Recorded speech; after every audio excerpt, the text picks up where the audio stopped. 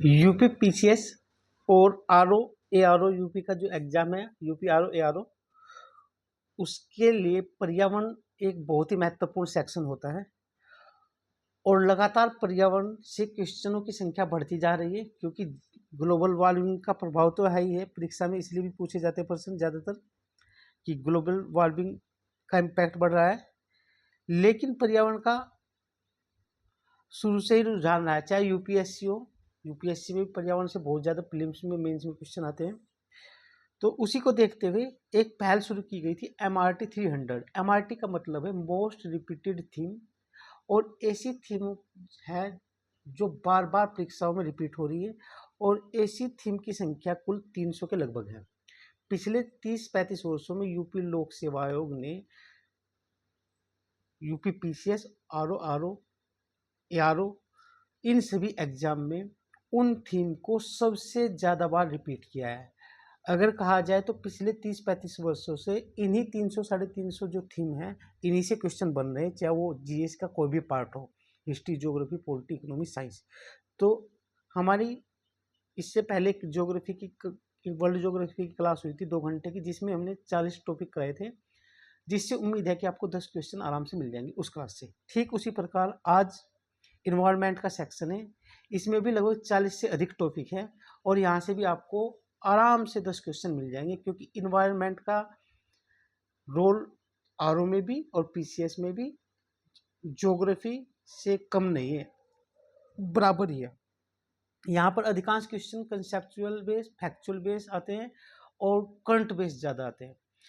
तो इस क्लास में, क्योंकि करंट के जो टॉपिक होंगे वो करंट में कवर कराए जाएंगे, जैसे राष्ट्रीय उद्यान जो हाल ही में नए बने हैं, या टाइगर रिजर्व जो नए बने हैं, तो उनकी लिस्ट करंट का जब इन्वायरमेंट कराएंगे तो पिछले 2 वर्षों में जितने भी वे बने हैं जैव विविधता के संरक्षित क्षेत्र, उनका एक साथ करा देंगे ताकि कंफ्यूजन ना पैदा हो, और अधिकांश क्वेश्चन आते हैं इसी तरह से। तो शुरू करते हैं।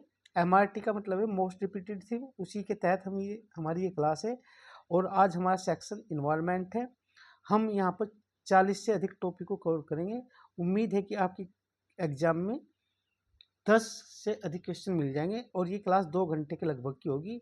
सबसे ज़्यादा बार बार यही क्वेश्चन पूछे जाते हैं किसी भी परीक्षा में इन्वायरमेंट से। तो शुरू करते हैं। ये हमारा सिलेबस है। इतने टॉपिक पिछले 30 वर्षों में लगातार पूछे जा रहे हैं, और यही इस बार भी पूछे जाएंगे। इसमें हम सतत विकास, पारिस्थितिकी, पारितंत्र, खाद्य श्रृंखला, पारितंत्र में ऊर्जा का प्रवाह, पारिस्थितिकी से संबंधित अन्य चीजें, जैव विविधता, उनका ह्रास क्या कारण है, संरक्षण क्या है, संकटापन्न जो प्रजातियां है, रामसर अभिसमय, जैव विविधता से संबंधित अन्य चीज, ग्रीन हाउस गैसेज, जलवायु परिवर्तन, जलवायु परिवर्तन से संबंधित सम्मेलन, उनसे संबंधित अन्य बातें, ओजोन परत का जो क्षरण होता है, वन और उनके प्रकार, वन संरक्षण की नीतियां, राष्ट्रीय उद्यान, जैवमंडलीय आरक्षित क्षेत्र, वन्यजीव अभ्यारण्य, बाघ अभ्यारण्य, ऊर्जा संसाधन, पर्यावरण प्रदूषण, और पर्यावरण से संबंधित संगठन, सम्मेलन, दिवस, पुरस्कार और अन्य सारी चीजें हम देखेंगे। यही हमारे 40 के लगभग टॉपिक है, यही पिछले 30 वर्षों में पूछे जा रहे हैं, इन्हीं से क्वेश्चन आगे भी बनेंगे। तो ये सारी जो आज की पहले पूरी फैक्चुअल है, कंसेप्चुअली इसमें ज़्यादा कुछ है नहीं। तो शुरू करते हैं। हम सबसे पहले देखते हैं कि हमारे संविधान में पर्यावरण से संबंधित प्रत्यक्ष अप्रत्यक्ष रूप से कहाँ कहाँ उल्लेख हुआ है। तो ये पूछा जा सकता है, क्योंकि आपसे मिलान करने के लिए भी दिया जा सकता है कि पर्यावरण, भारतीय संविधान में पर्यावरण से संबंधित उल्लेख कहाँ कहाँ पर है। तो कहाँ कहाँ पर है हमारी जो प्रस्तावना में, क्योंकि प्रस्तावना में क्या कहा है, सभी के लिए समानता, न्याय। तो न्याय, जल अगर किसी को आवश्यकता है, सभी को समान रूप से उपलब्ध होना चाहिए। पर्यावरण प्रदूषण से व्यक्ति की रक्षा करना, ये सारी चीजें मूल अधिकार के तहत जीवन जीने का अधिकार है ना। नीति निर्देशकता, तो उसमें सीधे सीधे पर्यावरण 48 में लिखा है। मूल कर्तव्य पर्यावरण संरक्षण की, वहां पर भी बात कही गई है। आर्टिकल 14, 19, 21, इनको स्वर्ण त्रिभुज भी कहा जाता है, 14, 19, 21 को। और ये समानता, व्यक्ति का जीवन का अधिकार, स्वतंत्रता, इन सभी की बात करता है। आर्टिकल 47, आर्टिकल 48 से सीधे सीधे संबंध है। और आर्टिकल 15(1) क्या और 6, ये हमारे मूल अधिकार से संबंधित है 3 आर्टिकल, ये नीति निर्देशक से और ये मूल कर्तव्य से। इनका संबंध सीधे सीधे पर्यावरण से, पर्यावरण संरक्षण से है।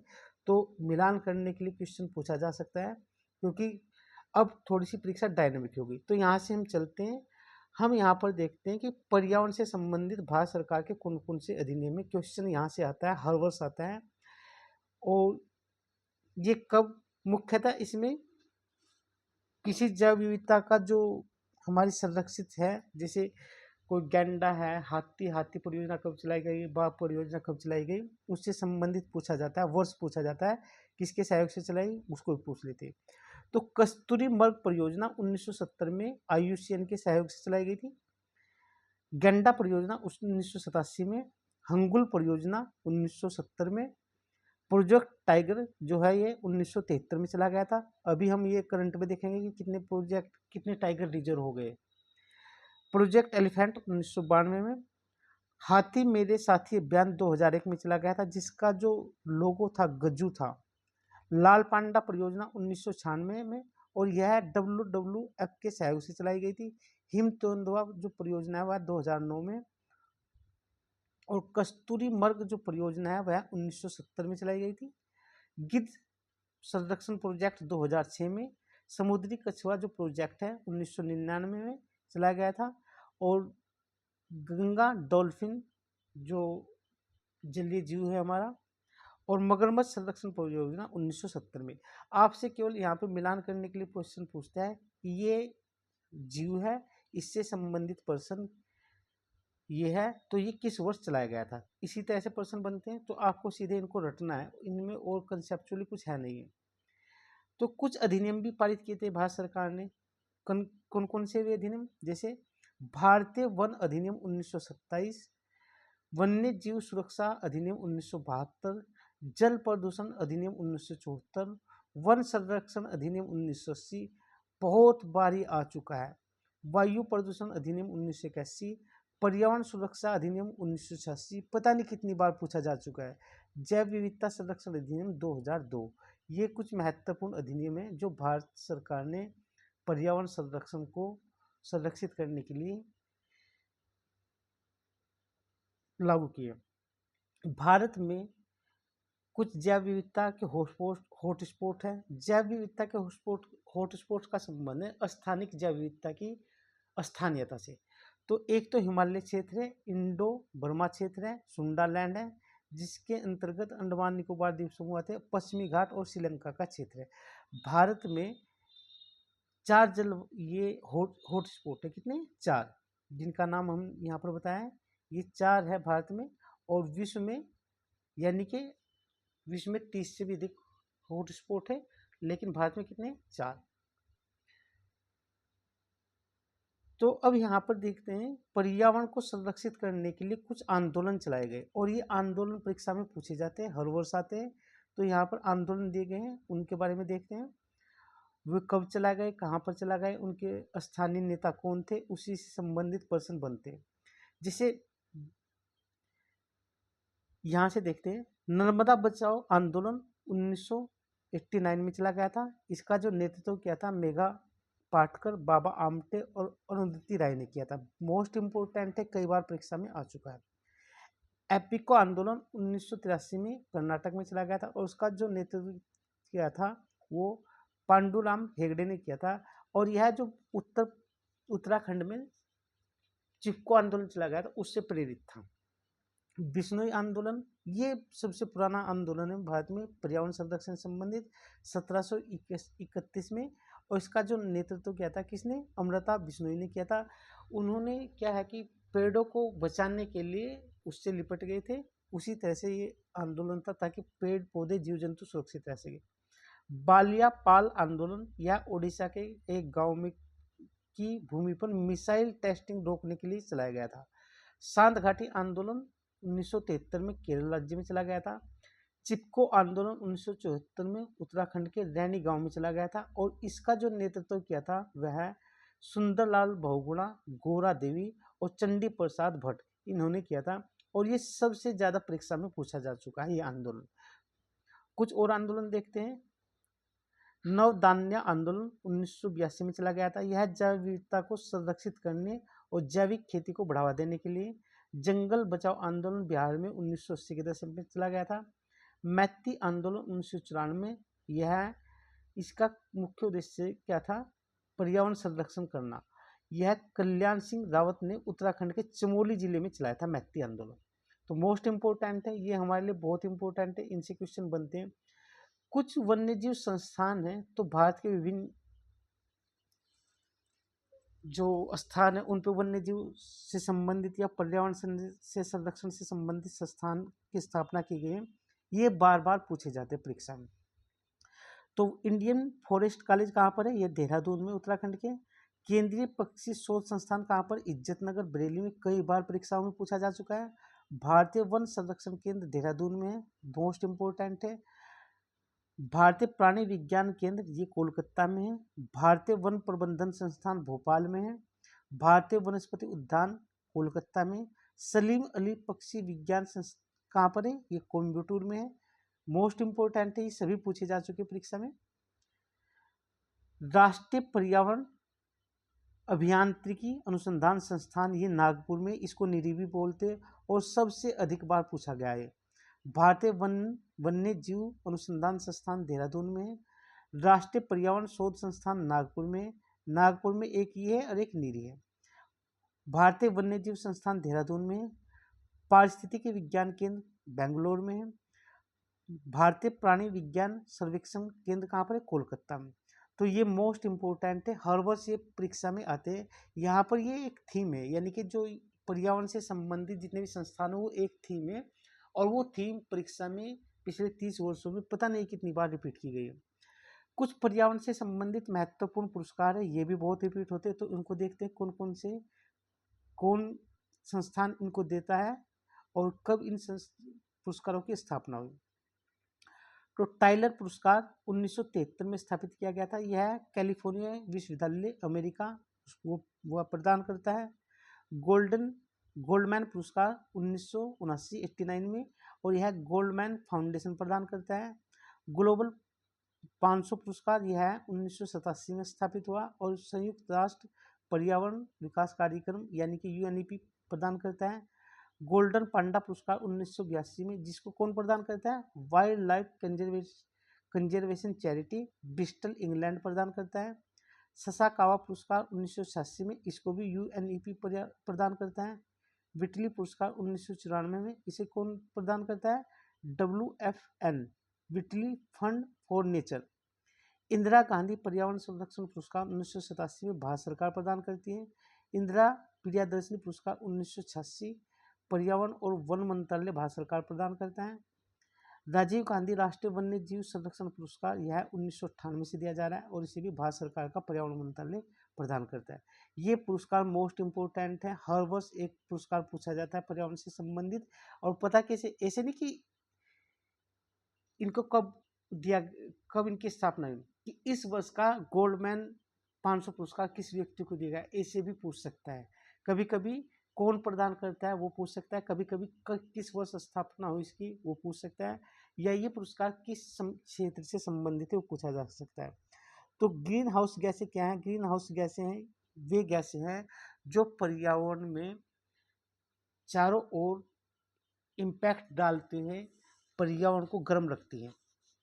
और किस वजह से रहता है पर्यावरण गर्म? जो मानवीय गतिविधि है उसकी वजह से, क्योंकि नेचुरल तरीके से जो गर्म होता है उससे तो ठंडा भी हो जाता है, लेकिन मानवीय गतिविधियों की वजह से पर्यावरण लगातार गर्म हो रहा है, उसी से संबंधित ये गैस है और इनकी संख्या 6 के लगभग है। और ये मोस्ट इम्पोर्टेंट है, आपको ये गैस पता होनी चाहिए। सबसे पहले ग्रीन हाउस गैसों की संकल्पना दी थी जोसेफ फोरियर ने 1824 में। कब दी थी? 1824 में। और जोसेफ फोरियर ने ये संकल्पना दी थी। इन गैसों में सबसे अधिक योगदान होता है जलवाष्प का, यानी कि जलवाष्प भी एक ग्रीन हाउस गैस है। दूसरे नंबर पे आती है कार्बन डाइऑक्साइड, उसका प्रतिशत कितना होता है? 26%।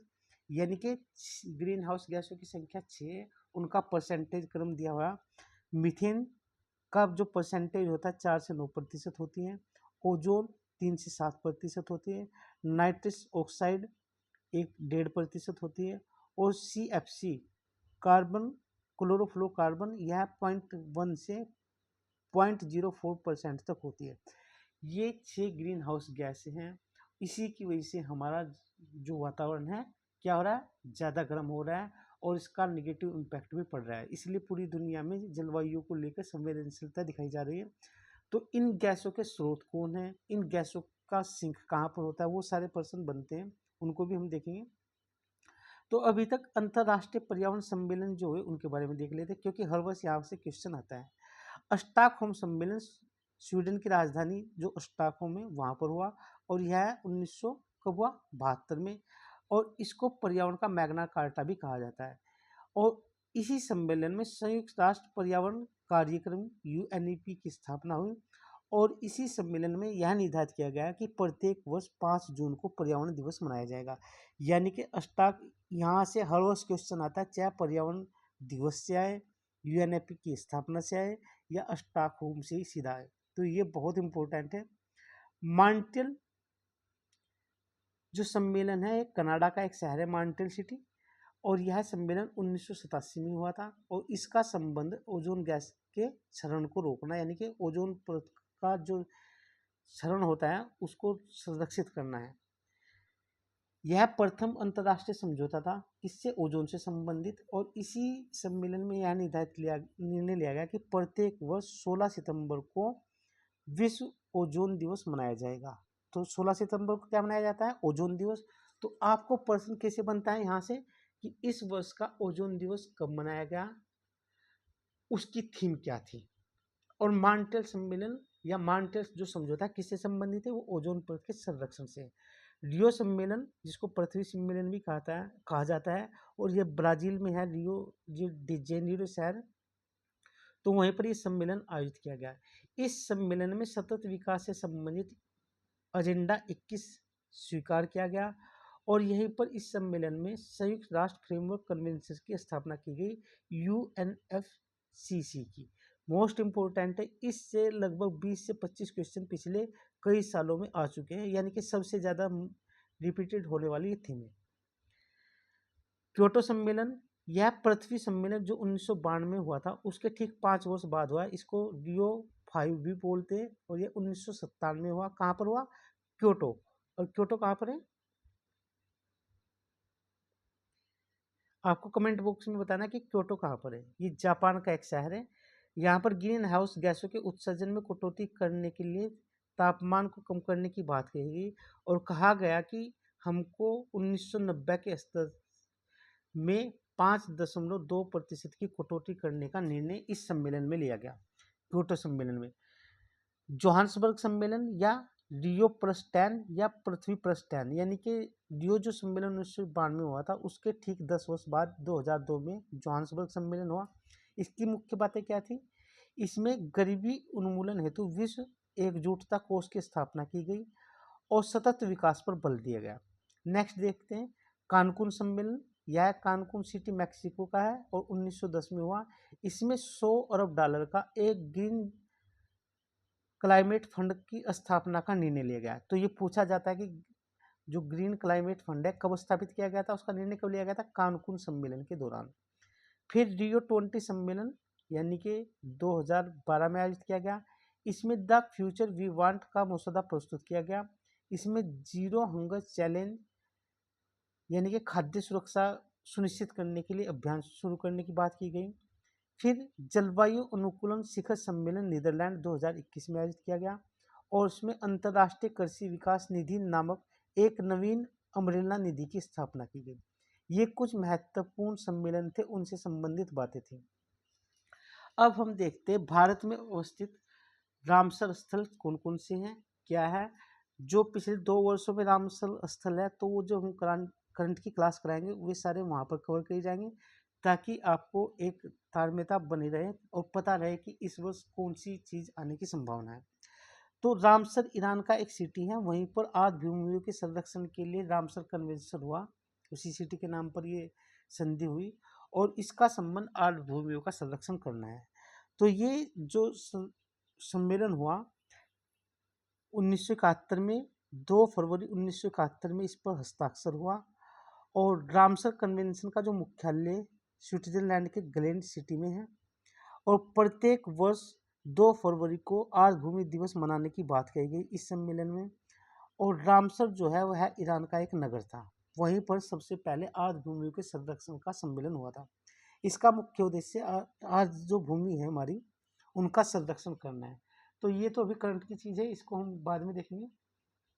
तो भारत में अवस्थित कुछ महत्वपूर्ण आर्द्रभूमियां देखते हैं, यहाँ से क्वेश्चन बनता है, मिलान करने के लिए क्वेश्चन आता है।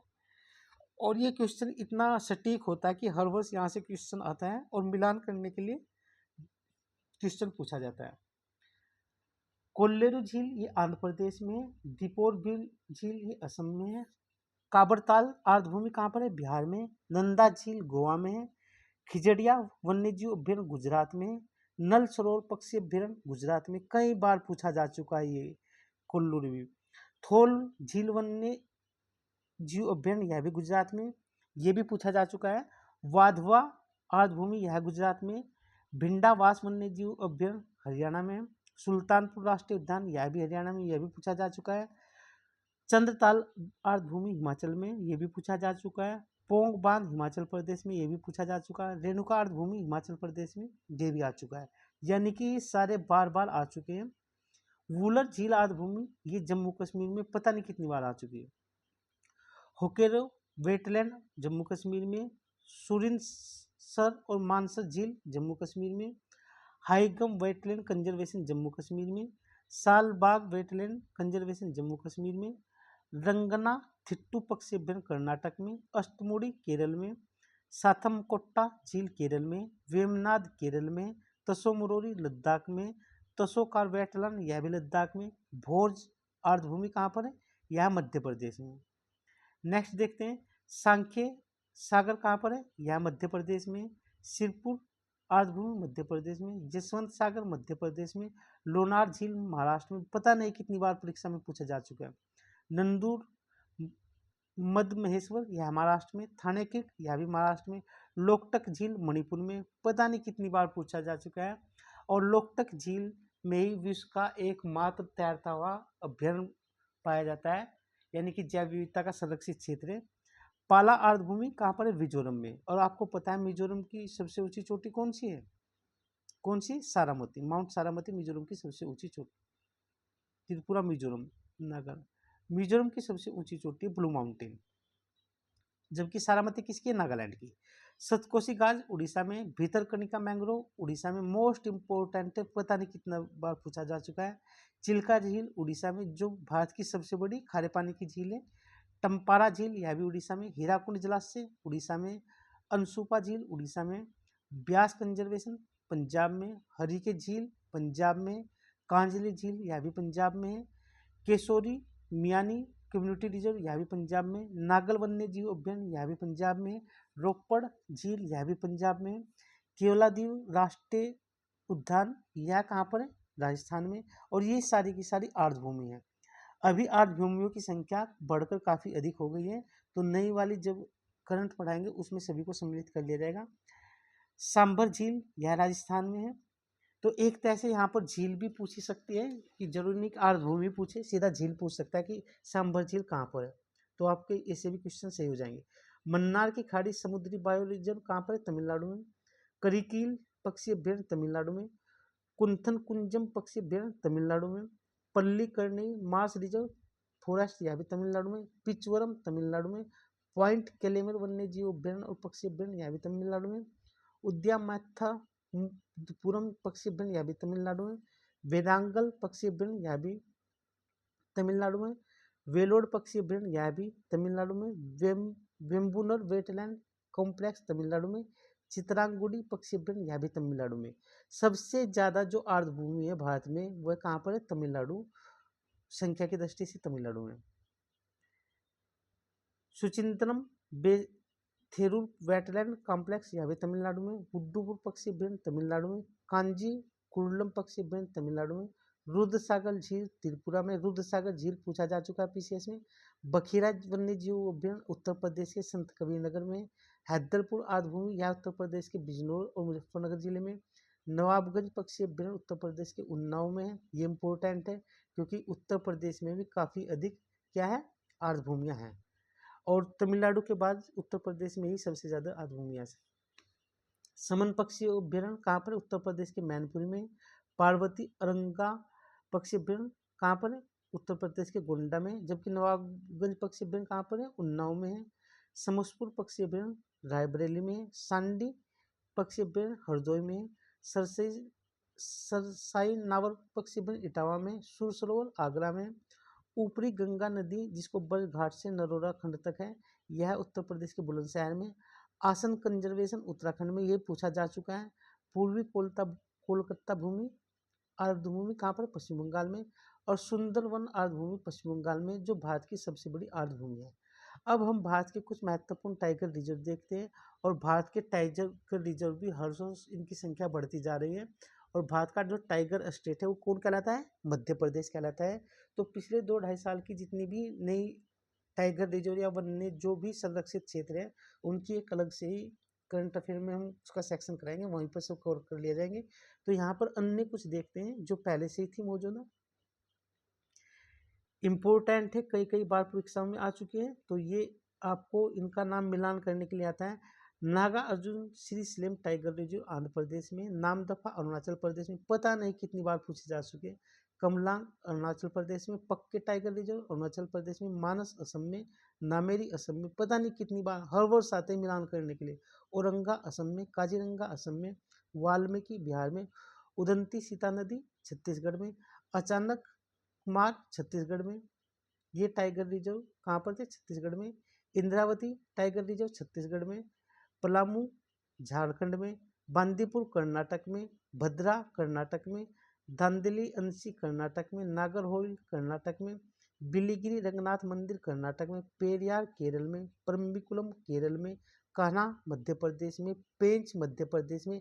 पेंच का कुछ हिस्सा महाराष्ट्र से भी लगता है। बांधवगढ़ मध्य प्रदेश में। सबसे ज्यादा कंफ्यूजन बांधवगढ़ में होता है और किस में होता है? बांदीपुर में। तो बांदीपुर कर्नाटक है, बांधवगढ़ मध्य प्रदेश में। तो मोस्ट इंपोर्टेंट है, यहाँ से हर वर्ष क्वेश्चन आता है और मिलान करने के लिए पूछा जाता है। और मध्य प्रदेश को टाइगर स्टेट भी बोला जाता है।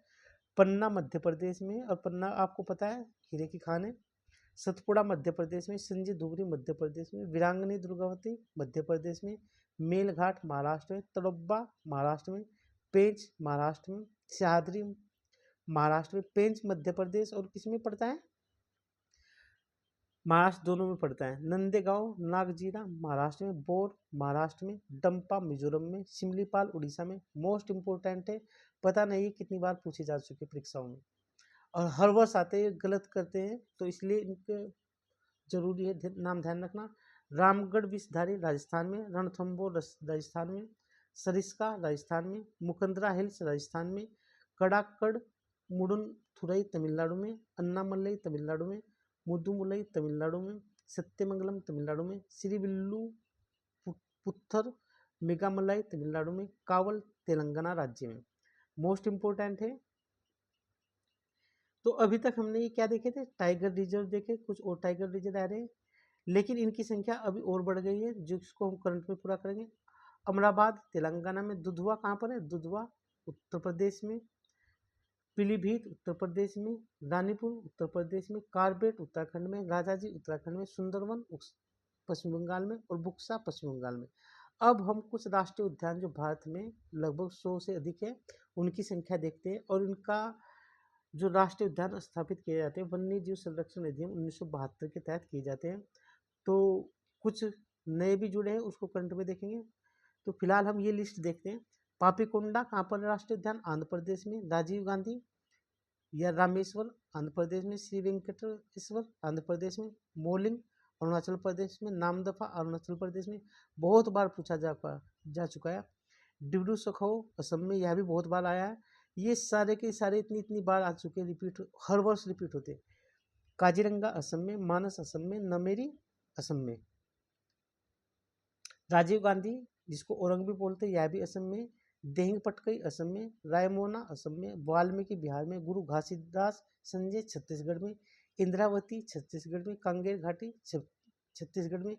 कुछ जैव विविधता के क्षेत्र ऐसे हो सकते हैं, वो आर्द्रभूमि भी हो सकता है, वही एक क्षेत्र वो टाइगर रिजर्व भी हो सकता है, और वो राष्ट्रीय पार्क भी हो सकता है कुछ विशेषताओं की वजह से।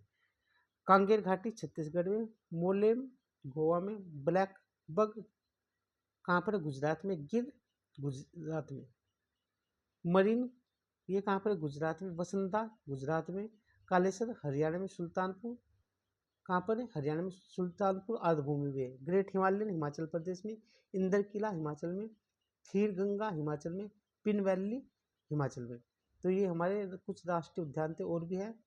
कर्नल शेरगंज सिलबासा हिमाचल प्रदेश में, बेताल झारखंड में, अंसी कर्नाटक में, बांदीपुर कर्नाटक में, जबकि बांदीपुर टाइगर रिजर्व भी है। बनेरघट्टा कर्नाटक में, कुद्रेमुख कर्नाटक में जो कोयले की खान है, नागरहोल जिसको राजीव गांधी भी बोलते हैं कर्नाटक में, अन्नामुडी 16 केरल में, एराविकुलम केरल में, मत्थिकेट्टन 16 केरल में, ये सारे के सारे कहाँ पर है? केरल में। पंबाधुम 16 केरल में, पेरियार केरल में, साइलेंट वैली केरल में, बांधवगढ़ मध्य प्रदेश में, डायनासोर जीवाश्म पार्क मध्य प्रदेश में, और जीवाश्म पार्क यह भारत का सबसे छोटा राष्ट्रीय पार्क है, जीवाश्म इसका नाम है, मध्य प्रदेश में, पेंच मध्य प्रदेश में, कान्हा मध्य प्रदेश में, कूनू मध्य प्रदेश में, माधव मध्य प्रदेश में, पन्ना मध्य प्रदेश में, संजय मध्य प्रदेश में, सतपुड़ा मध्य प्रदेश में, वन विहार मध्य प्रदेश में, चांदोली महाराष्ट्र में, गुग्गामल महाराष्ट्र में पूछा जा चुका है, नवेगांव महाराष्ट्र में। अब क्या हुआ है कि लोक सेवा आयोग जो बार बार आ रहे उनको कम पूछ रहा है, कुछ नहीं पूछ लेता है, तो इसलिए सब लिस्ट पता होना चाहिए। पेंच जिसको जवाहरलाल नेहरू भी कहा जाता है राष्ट्रीय उद्यान को, महाराष्ट्र में, संजय गांधी जिसको बोरवली भी कहा जाता है महाराष्ट्र में, ये भी तड़ोब्बा यह भी महाराष्ट्र में, केबलो लामजाम यह मणिपुर में, और ये जो राष्ट्रीय उद्यान है इसी पर मणिपुर थामिल मिलता है, और ये मणिपुर की जो झील है लोकटक झील उसी में तैरता हुआ विश्व का एकमात्र तैरता हुआ क्या है? राष्ट्रीय उद्यान है। और ये यूपीएससी का बहुत फेवरेट क्वेश्चन है। यहीं पर जो घास फूस की एक टापू सा बन जाता है उसको फुमडी बोलते हैं, यूपीएससी में कई बार पूछा जा चुका। सिरोई मणिपुर में, बालप्रक्रम मेघालय में, नोकरेक मेघालय में पता नहीं कितनी बार आ चुका है, मुरलेन मिजोरम में, फागुपई या नीला पर्वत मिजोरम में, इटंका यानी कि मिजोरम में क्या है? Blue mountain. जो लुसई पहाड़ी है त्रिपुरा में सो लुसई है, जबकि मिजोरम में उसका नाम क्या है? Blue mountain. इंटक्की नागालैंड में, और नागालैंड की सबसे ऊंची चोटी कौन सी है? माउंट सारामती। भितरकनिका उड़ीसा में, सिमलीपाल उड़ीसा में। डेजर्ट राजस्थान में, केवलादेव या घाना राजस्थान में, मुकंदरा हिल्स राजस्थान में, मुकंदरा हिल टाइगर रिजर्व भी है और राष्ट्रीय उद्यान भी। रणथंबोर राजस्थान में है, सरिस्का राजस्थान में, कंचनजंगा सिक्किम में, किंडी तमिलनाडु में, मन्नार की खाड़ी तमिलनाडु में, इंदिरा गांधी जिसको अन्नामलाई राष्ट्रीय पार्क भी बोलते हैं तमिलनाडु में, मुद्दुमलाई तमिलनाडु में, मुखर्थी तमिलनाडु में, कासु ब्रह्मानंद रेड्डी तेलंगाना में, महावीर हरिना वनस्थली तेलंगाना में, मर्गवानी तेलंगाना में, क्लाउडेड लियोपोल्ड त्रिपुरा में, बाइसन राजवाड़ी त्रिपुरा में, दुधवा उत्तर प्रदेश में, जिम कार्बेट यही भारत का पहला राष्ट्रीय उद्यान था जो उत्तराखंड में है, गंगोत्री उत्तराखंड में, गोविंद पशु विहार उत्तराखंड में, नंदा देवी उत्तराखंड में, राजाजी उत्तराखंड में। ये सारे के सारे पार्क कहाँ पर है? उत्तराखंड में। फूलों की घाटी कई बार पूछा जा चुका है उत्तराखंड में, बुक्सा पश्चिम बंगाल में, बुक्सा टाइगर रिजर्व भी है, गोरुमारा पश्चिम बंगाल में, जल्दापारा पश्चिम बंगाल में, नमोरी घाटी पश्चिम बंगाल में, सिंगलीला पश्चिम बंगाल में, सुंदरवन पश्चिम बंगाल में। सुंदरवन क्या है? राष्ट्रीय पार्क भी है, टाइगर रिजर्व भी। कैंपबेल खाड़ी अंडमान निकोबार द्वीप समूह में, और सुंदरवन आर्द्रभूमि भी है। गैलाथिया खाड़ी कहाँ पर है? अंडमान निकोबार द्वीप समूह में। महात्मा गांधी मरीन ये अंडमान निकोबार द्वीप समूह, माउंट हैरियर अंडमान निकोबार द्वीप समूह, रानी झांसी मरीन अंडमान निकोबार द्वीप समूह, सैंडल पीक अंडमान निकोबार द्वीप समूह, सलीम अली या सिटी फॉरेस्ट यह जम्मू कश्मीर में है, दाचिगाम जम्मू कश्मीर में, काजीनाग जम्मू कश्मीर, किसवाई हाई एल्टीट्यूड जम्मू कश्मीर में, हेमिस यह भारत का सबसे छोटा राष्ट्रीय पार्क है जो लद्दाख केंद्र शासित प्रदेश में। तो अभी तक हमने भारत के राष्ट्रीय पार्क, आर्द्रभूमि और टाइगर रिजर्व देखे। अब भारत के कुछ बायोस्फीयर रिजर्व देखते हैं। यहाँ से हर वर्ष क्वेश्चन आता है, और इनको 1986 में राष्ट्रीय जैवमंडल कार्यक्रम की शुरुआत की गई थी। वर्तमान में भारत में 18 जैवमंडलीय आगार है, और यह यूनेस्को का एक कार्यक्रम था मानव एवं पर्यावरण यानी कि मैप, उसी के तहत यह जैवमंडल आरक्षित क्षेत्र स्थापित किए जाते हैं। और आपको पता है यूनेस्को का मुख्यालय कहाँ पर है? फ्रांस की राजधानी पेरिस में है, और पेरिस सीन नदी के किनारे पर है, और फ्रांस की राजधानी पेरिस में ही इंटरपोल का भी मुख्यालय है। तो भारत में 28 जैवमंडलीय आरक्षित क्षेत्र है, जिसमें से कुछ यूनेस्को की विश्व धरोहर सूची में भी, उनको भी देखेंगे। तो नीलगिरी यह तमिलनाडु, केरल और कर्नाटक में, नंदा देवी उत्तराखंड में, नोकरेक मेघालय में, ग्रेट निकोबार अंडमान निकोबार समूह में, मन्नार की खाड़ी तमिलनाडु में है, मानस असम में। देखो मानस टाइगर रिजर्व भी है, आर्द्रभूमि भी है, बायोस्फीयर रिजर्व भी है, राष्ट्रीय पार्क भी है। सुंदरवन पश्चिम बंगाल, ये भी आर्द्रभूमि भी है, टाइगर रिजर्व भी है, पार्क भी है, और क्या है, बायोस्फीयर रिजर्व भी। सिमलीपाल उड़ीसा में, डिब्रू सेखा यह भारत का सबसे छोटा बायोस्फीयर रिजर्व है जो असम में है। दिहांग दिबांग अरुणाचल में, पंचमढ़ी मध्य प्रदेश में, कंचनजंगा सिक्किम में, अगस्तमलई केरल में, अचानक मार अमरकंटक मध्य प्रदेश और छत्तीसगढ़ में है। कच्छ भारत का सबसे बड़ा बायोस्फीयर रिजर्व है जो गुजरात में, शीतमोष्ण हिमाचल प्रदेश में, शेषाचलम आंध्र प्रदेश में, पन्ना मध्य प्रदेश में। तो पन्ना टाइगर रिजर्व भी है।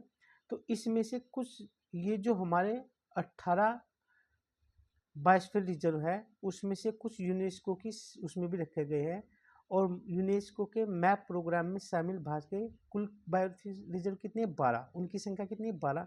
तो वे है नीलगिरी, मन्नार की खाड़ी, सुंदरवन, नंदा देवी, नोकरेक, पंचमढ़ी, सिमलीपाल, अचानक, अमरकंटक, ग्रेट निकोबार, अगस्त्यमलाई, कंचनजंगा, पन्ना।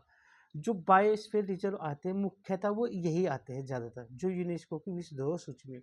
लेकिन आपको 18 के 18 पता होने चाहिए।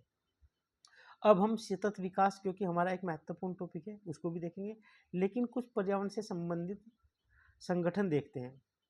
तो यूएनईपी, जिसकी स्थापना 1972 में हुई थी स्टॉकहोम सम्मेलन के दौरान, इसका मुख्यालय अफ्रीका का एक देश है केन्या की राजधानी नैरोबी में इसका मुख्यालय यूएनईपी का। रेड क्रॉस, इसकी स्थापना 1863 में हुई, और स्विट्जरलैंड का जो जिनेवा है उसमें इसका मुख्यालय। ग्रीन पीस, इसकी स्थापना 1971 में, इसका मुख्यालय कहाँ पर? एम्स्टर्डम। इन संगठनों के नाम पूछता है, इनका स्थापना वर्ष पूछता है, और इनके मुख्यालय के बारे में पूछता है, और हर वर्ष क्वेश्चन आता है। एमनेस्टी इंटरनेशनल 1961 में स्थापित हुआ था, लंदन में इसका मुख्यालय है। WWF world wide fund for nature 1988 में स्थापित हुआ था, इंग्लैंड के कैम्ब्रिज में इसका मुख्यालय है। ह्यूमन राइट वॉच 1978 में स्थापित हुआ था, न्यूयॉर्क यूएसए में इसका मुख्यालय है। IPCC जो जलवायु परिवर्तन संबंधित रिपोर्ट जारी करती है, 1988 में इसका स्थापना हुई थी, और स्विट्जरलैंड के जिनेवा में इसका मुख्यालय है। ट्रैफिक 1976 में स्थापित हुआ था, और इसका मुख्यालय भी इंग्लैंड के कैम्ब्रिज में है। वेटलैंड इंटरनेशनल 1996 में स्थापित हुआ था, और नीदरलैंड में इसका मुख्यालय है। फ्रेंड्स ऑफ अर्थ 1969 में स्थापित हुआ था, एम्स्टर्डम नीदरलैंड में ही इसका मुख्यालय है। IUCN, जिसका नाम है international union for conservation of nature, 1948 में स्थापित हुआ था, और स्विट्जरलैंड के ग्लेन में इसका मुख्यालय है। तो अब हम संयुक्त राष्ट्र संघ के कुछ SDG है, हर वर्ष आते हैं, और पिछले 2-3 वर्ष से तो मेंस में भी इससे क्वेश्चन आता है, प्रीलिम्स में तो आ ही रहा है। तो हमारे जो SDG है वे 17 है कुल, उनके उप घटक 169 है, और 2030 तक हमें इन्हें प्राप्त करना है। इनको मिलेनियम गोल डेवलपमेंट के स्थान पर लाया गया था। तो ये हमारे SDG, इनको देखते हैं कौन कौन से हैं।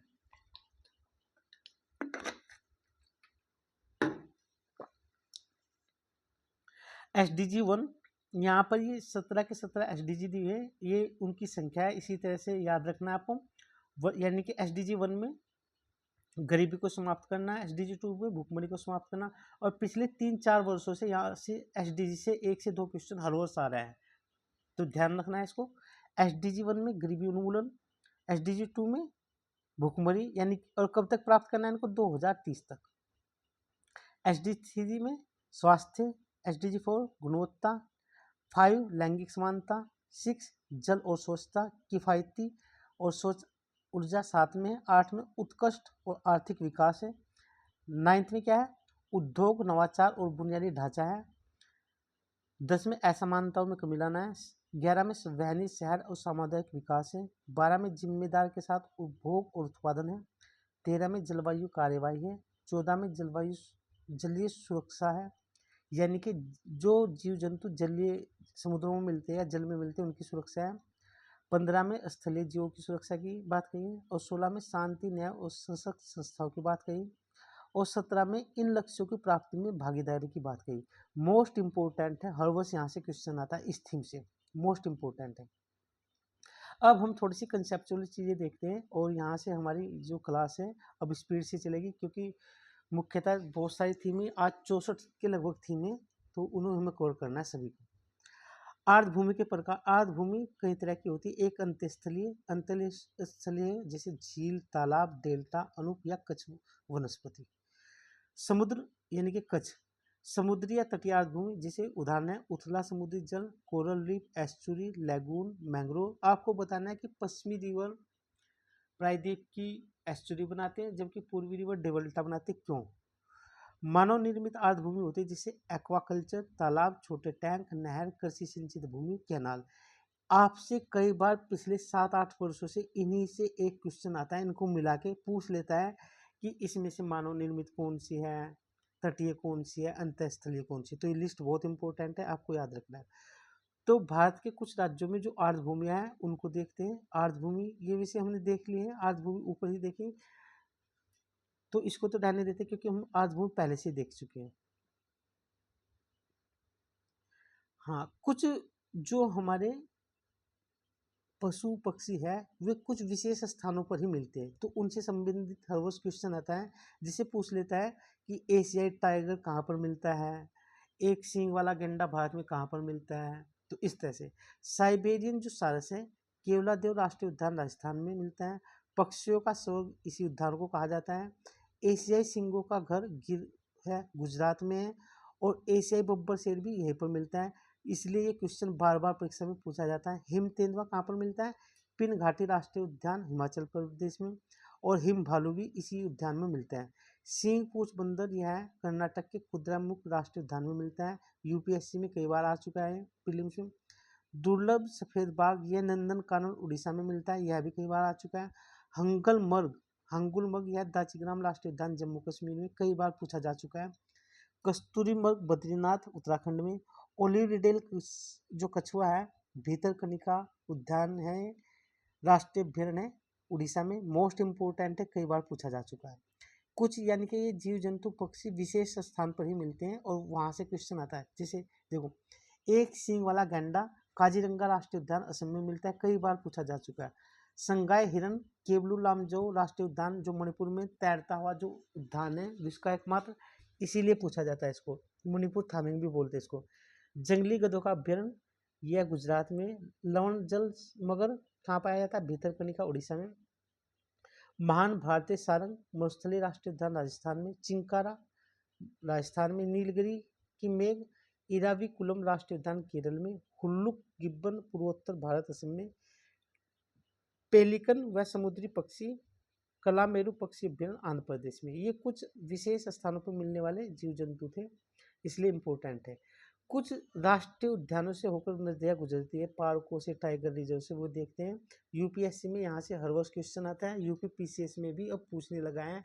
4 ऑप्शन दे देगा, कुछ अलग बातें दे देगा। एक ऑप्शन ये बताएगा कि क्या डिब्रू शेखाव से कोई राष्ट्रीय नदी गुजरती है या नदी बहती है, तो आपको पता होना चाहिए। मोलिंग राष्ट्रीय उद्यान यह है, इससे जो नदी बहती है शिव में, और ये पूछा जा चुका है।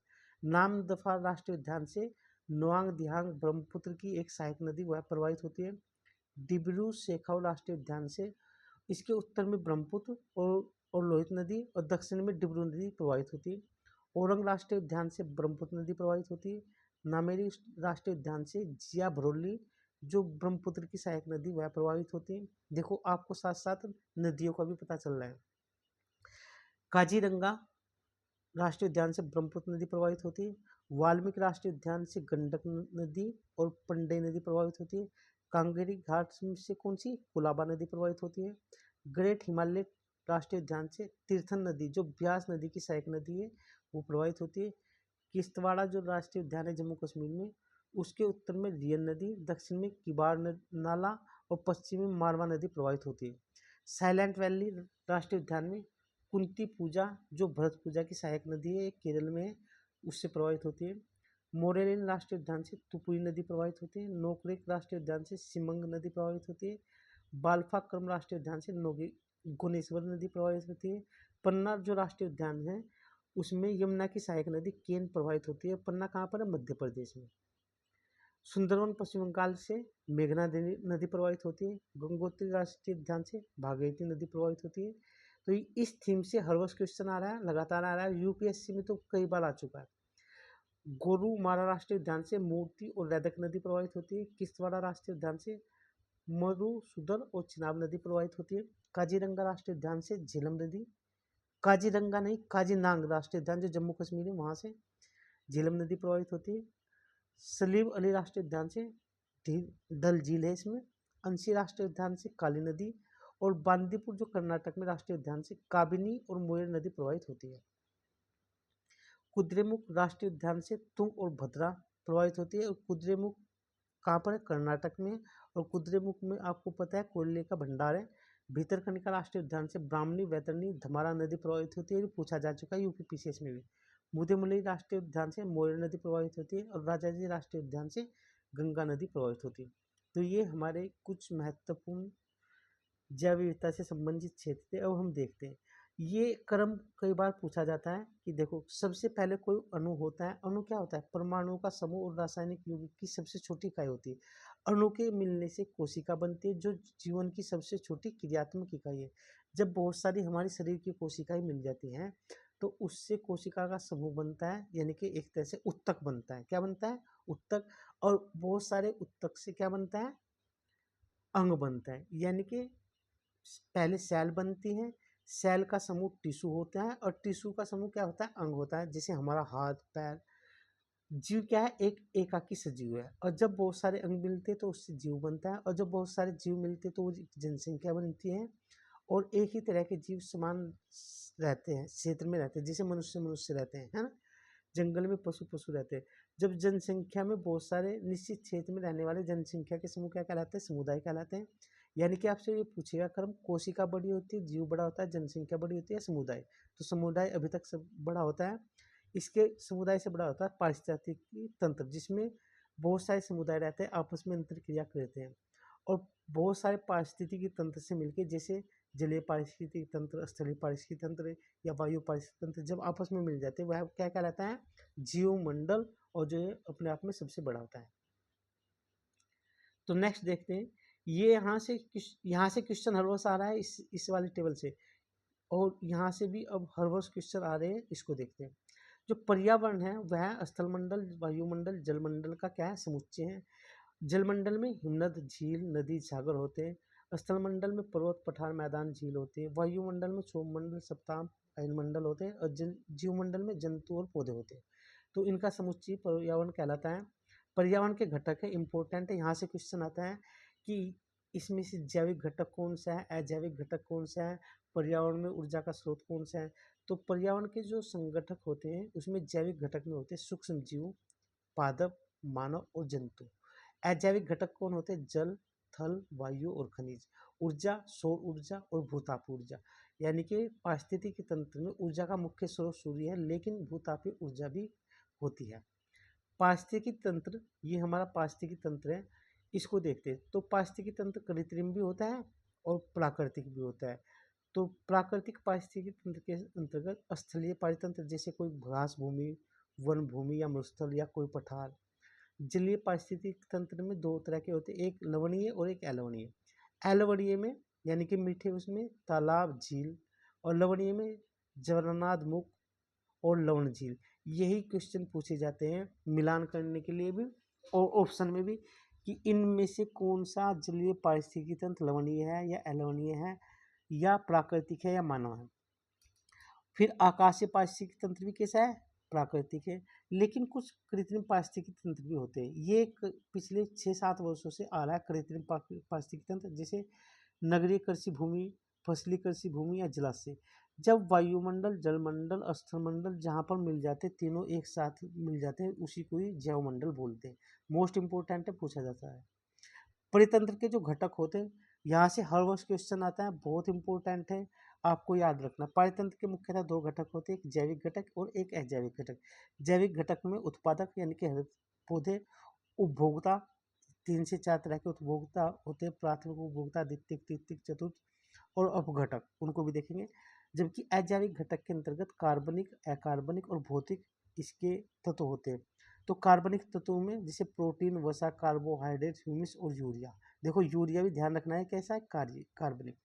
अकार्बनिक में मिट्टी, चट्टान, खनिज, वायुमंडलीय गैस आदि, ये अकार्बनिक में आते हैं। और भौतिक में आते हैं ताप, दाब, वायु, प्रकाश, ये सारे आते हैं। और ये हर वर्ष यूपीपीसीएस में इस टेबल से क्वेश्चन आ रहा है, तो इसलिए आपको बताया जा रहा है। अब इनको और डिटेल से देखते हैं और अच्छी तरह से। पारिस्थितिकी तंत्र के जो घटक है, अजैविक घटक और जैविक घटक। भौतिक यानी कि जलवायु घटक में प्रकाश, ताप, आर्द्रता, वायुमंडल दाब, स्थलाकृति और वायु, ये भौतिक घटक है। जबकि अकार्बनिक घटक में जल, मृदा, गैसें, नाइट्रोजन गैस, खनिज, चट्टान, तत्व में पोटेशियम, कैल्शियम, मैग्नीशियम। कार्बनिक घटक में carbohydrate, protein, humus, urea, lipid और वसा, ये सारे कार्बनिक घटक हैं। और जैविक घटक के अंतर्गत उत्पादक हरे पौधे, उपभोक्ता जंतु और अपघटक सूक्ष्म जीवी, ये यहाँ से भी हर वर्ष क्वेश्चन आ रहा है। नेक्स्ट देखते हैं पारिस्थितिक, जो हमारा जो पारिस्थितिकी तंत्र है उसके प्रकार देखते हैं। एक प्राकृतिक होता है, एक कृत्रिम। तो जो प्राकृतिक होता है वह भी दो तरह का, एक स्थलीय, एक जलीय। तो इसी तरह से क्वेश्चन बन रहे हैं कि स्थलीय पारिस्थितिक तंत्र इनमें से कौन सा है, उसमें एक जलीय भी पूछ लेगा, सही और गलत का चयन पूछेगा। जैसे यहाँ से 3 दे देगा, एक यहाँ से दे देगा, या यहाँ से दे देगा। तो स्थलीय पारिस्थितिक तंत्र में जैसे घास का स्थल, चरागाह, वन भूमि, मरुस्थल, ये स्थलीय पारिस्थितिक तंत्र के उदाहरण है। जबकि जलीय पारिस्थितिक तंत्र के उदाहरण क्या है, जलीय पारिस्थितिक तंत्र में समुद्र है, ताजा जल है। और कृत्रिम में कृषि क्षेत्र है, एक्वेरियम है, मुर्गी पालन फार्म है, चिड़ियाघर है, ये कैसे कृत्रिम। चिड़ियाघर भी कैसा है, कृत्रिम है, इंपोर्टेंट है, हर वर्ष यहाँ से क्वेश्चन आ रहा है इस टेबल से। अब हम जैविक समुदाय के सदस्य देखते हैं कौन कौन होते हैं। जैविक समुदाय में मुख्यतः जो सदस्य होते हैं उनको देखते हैं। ये हमारा जैविक समुदाय है, इसमें जो होते हैं इसके सदस्य जैविक समुदाय के, इसमें एक स्वपोषी होते हैं जो अपना भोजन खुद बनाते हैं, जैसे पौधे और एल्गी स्वपोषी, यानी कि एल्गी भी क्या है, स्वपोषी, ये अपना भोजन खुद बनाते हैं। और ये प्राथमिक उत्पादक कहलाते हैं। क्या कहलाते हैं, प्राथमिक उपभोक्ता। क्या कहलाते हैं, प्राथमिक उपभोक्ता। अच्छा, ये स्वपोषी होते हैं यानी कि प्राथमिक उत्पादक है, और इन पर जो निर्भर रहते हैं वे प्राथमिक उपभोक्ता होते हैं। और प्राथमिक उपभोक्ता कैसे होते हैं, शाकाहारी होते हैं, जैसे गाय और भेड़। परपोषी क्या होते हैं, जो दूसरों पर निर्भर रहते हैं, यानी कि अपना भोजन खुद नहीं बनाते। और ये द्वितीय श्रेणी के उपभोक्ता होते हैं परपोषी। इसमें ये प्राथमिक उपभोक्ता पर निर्भर रहते हैं, जैसे मेंढक और मोर। मध्यपोषी कौन होते हैं, ये बैक्टीरिया, फंगई आदि होते हैं, जो इन पे स्वपोषी पे भी और परपोषी पे भी दोनों पर निर्भर रहते हैं। और ये तृतीयक श्रेणी के उपभोक्ता है। ये द्वितीयक और तृतीयक श्रेणी के उपभोक्ता है, और ये मांसाहारी भी होते हैं, जैसे मनुष्य भी इसमें, हाँ, चीता, शेर आदि आते हैं। तो नेक्स्ट देखते हैं जैव विविधता के स्तर। यहाँ से क्वेश्चन हर रोज आता है इस टेबल से। जैसे आनुवंशिक विविधता, प्रजाति विविधता, पारिस्थितिकी विविधता, ये 3 तरह की जैव विविधता के स्तर होते हैं। तो आनुवंशिक विविधता का मतलब होता है आनुवंशिक कारणों से जो विविधता होती है, और प्रजाति में जो विविधता होती है। और पारिस्थितिकी, जैसे एक पारिस्थितिकी भूमि से दूसरे पारिस्थितिकी भूमि में कुछ अंतर होता है, जैसे जलीय पारिस्थितिकी, स्थलीय पारिस्थितिकी। तो प्रजातियों की जो विविधता होती है वो आनुवंशिक विविधता, 3 स्तर होते हैं, आनुवंशिक विविधता, प्रजाति विविधता और पारिस्थितिकी विविधता। और देखते हैं डिटेल से। जैविक, जो हमारी जैव विविधता है उसका मापन हम 3 तरह से करते हैं, अल्फा विविधता, बीटा विविधता और गामा। अल्फा विविधता जो मापती है किसी भी परितंत्र में अलग अलग प्रजातियों की कुल संख्या को क्या मापती है, यानी कि प्रजातियों की कुल संख्या को जो अलग अलग है। बीटा जो जैव विविधता है वह किन्हीं दो पारिस्थितिक तंत्र में जीवों की संख्या में जो बदलाव होता है उस संख्या में बदलाव को मापते हैं, और इसमें वनस्पति जीव जंतु को अलग अलग हो सकते हैं। गामा जो विविधता है यह किसी भी संपूर्ण भूदृश्य की विविधता को मापती है, यानी कि उसमें सब आ जाते हैं, फिर अल्फा भी आ जाती है, बीटा भी आ जाती है। तो हम जो जैव विविधता है उसका संरक्षण किस तरह से करते हैं, उसका संरक्षण दो तरीके से होता है। जब किसी भी जैव विविधता के जो अवयव है उसको उसी स्थान पर संरक्षित किया जाए जहाँ पर वो निवास करता है, तो उसको बोलते हैं इन सीटू संरक्षण, यानी कि उसके प्राकृतिक स्थल में ही संरक्षित किया जाए। जब किसी को वहाँ से हटा के कहीं दूसरी जगह किसी लेबोरेटरी में, चिड़ियाघर में आदि में उसको संरक्षित किया जाता है, उसको बोलते हैं एक्स सीटू, यानी कि बाह्य स्थानीय संरक्षण। जहाँ इन सीटू प्राकृतिक होता है और ये एक्स सीटू क्या होता है, कृत्रिम होता है। हर वर्ष यहाँ से क्वेश्चन आता है, इनमें से दे देगा 4, 3 दे देगा, 1 इसमें से दे देगा और पूछेगा इनमें से अलग कौन है। तो प्राकृतिक या स्वस्थानीय या इन सीटू जो संरक्षण होता है, राष्ट्रीय उद्यान जो हमारे हैं, वन्य जीव अभ्यारण्य, समुदाय और संरक्षित क्षेत्र, समुद्री संरक्षित क्षेत्र, पर्वत पवन और झीलें, जैव मंडलीय क्षेत्र, आनुवंशिक जैव विविधता, ये के सारे इन सीटू है। जबकि एक्स सीटू क्या है, ये है। और यहाँ से भी हर वर्ष क्वेश्चन आता है। बीज बैंक, जिन बैंक, न्यून ताप संरक्षण क्षेत्र, वनस्पति उद्यान, यहाँ पर देखो चिड़ियाघर कैसे ये कृत्रिम है, जंतु विहार और वृक्ष उद्यान। कभी आप उद्यान समझ के क्या लगा दे इधर कि भाई ये तो प्राकृतिक है, प्राकृतिक नहीं है, कैसे है, कृत्रिम है। तो यहाँ से हर वर्ष क्वेश्चन आता है जैव विविधता के संरक्षण से। अब हम देखते हैं कि जो भी हमारा पारिस्थितिकी तंत्र होता है उसमें ऊर्जा और जो हमारे तत्व होते हैं उनका जो चक्रण होता है, तो ऊर्जा पारिस्थितिकी तंत्र में उसकी दिशा होती एक दिशा, यानी कि वो एक तरफ ही चलती रहती है। जबकि पारिस्थितिकी तंत्र में जो तत्व होते हैं उनका चक्रण होता है, यानी कि उनका चक्र चलता रहता है। जबकि ऊर्जा का प्रवाह क्या होता है, एक दिशी। तो सबसे पहले प्राथमिक उत्पादक जो होते हैं, यानी कि हमारे पेड़ पौधे, वे उत्पादक से निर्भर रहने वाले जो जीव जंतु हैं वो प्राथमिक उत्पादक है, उन पर ऊर्जा जाती है। फिर द्वितीय श्रेणी की उपभोक्ता पे जाती है, फिर तृतीय श्रेणी की उपभोक्ता पे जाती है, फिर यह ऊर्जा अगले श्रेणी के उस पे जाती है। और इस ऊर्जा का केवल 10% हिस्सा ही अगले स्तर पर, जैसे यहाँ से 10% यहाँ पर, यहाँ से 10% यहाँ पर, और जितनी से प्राप्त हुई इसका 10% यहाँ से, और जितनी से प्राप्त हुई 10% इसे। तो ये ऊर्जा का प्रवाह होता है। देखो यहाँ पर पौधा है, सूर्य के प्रकाश में पौधा अपना भोजन बनाता है, तो ऊर्जा का प्रवाह एक दिशा में हो रहा है। किस तरफ, एक दिशा में, इधर से और इधर इधर हो रहा है। और फिर अंतिम रूप से अपघटक ये। जबकि जो तत्व होते हैं, जैसे अब ध्यान से देखो, कार्बन हमारे शरीर में भी पाया जाता है, कैल्शियम फास्फोरस हमारे शरीर में भी पाया जाता है, पौधों में भी पाया जाता है। जब हम सड़ गल मर जाएंगे तो यही अपघटक होके पौधा ग्रहण कर लेता है। तो इनका चक्र चल जाता रहता है, किनका, तत्वों का। जबकि ऊर्जा हमेशा एक दिशा में ही प्रभावित होती है, ध्यान रखना है। पारिस्थितिकी तंत्र में ऊर्जा का जो मुख्य स्रोत है वो सूर्य है, और सूर्य यह जो ऊर्जा होती है वह एक ही दिशा में चलती है, और प्रत्येक स्थानांतरण से कुछ ऊर्जा की हानि होती है। और यह हानि कब होती है, जैसे श्वसन क्रिया में, उसके उपभोग में, इस तरह से ये ऊर्जा की हानि होती रहती है। तो लिंडमैन 1942 में इन्होंने 10% का नियम दिया था कि पारिस्थितिकी तंत्र में जो अगले स्तर पे ऊर्जा पहुंचती है वह केवल 10% पहुंचती है। यानी कि इसमें ऊर्जा और पदार्थ का पोषी स्तर से दूसरे पोषी स्तर पर जो स्थानांतरण होता है वह कितना प्रतिशत होता है, 10%। यानी कि अगर इसको जितनी ऊर्जा प्राप्त हुई तो इस वाले को इसकी केवल 10% प्राप्त होगी, और इस वाले को केवल इसकी 10%, इस तरह से। और अंततः ऊर्जा क्या होती जाती है, घटती जाती है। तो 10% का नियम हमने देख लिया, ये बता दिया कि एक जीव से किसी भी दूसरे जीव में ऊर्जा का 100% स्थानांतरण नहीं होता, केवल 10% ही स्थानांतरण होता है। जबकि 90% हिस्सा उसका क्षय हो जाता है, और क्षय किस वजह से होता है, उसके श्वसन क्रिया से आदि से होता रहता है। तो नेक्स्ट देखते हैं, ये इम्पोर्टेंट है, इस चित्र से हर वर्ष क्वेश्चन आता है, तो इसको देख लेते हैं।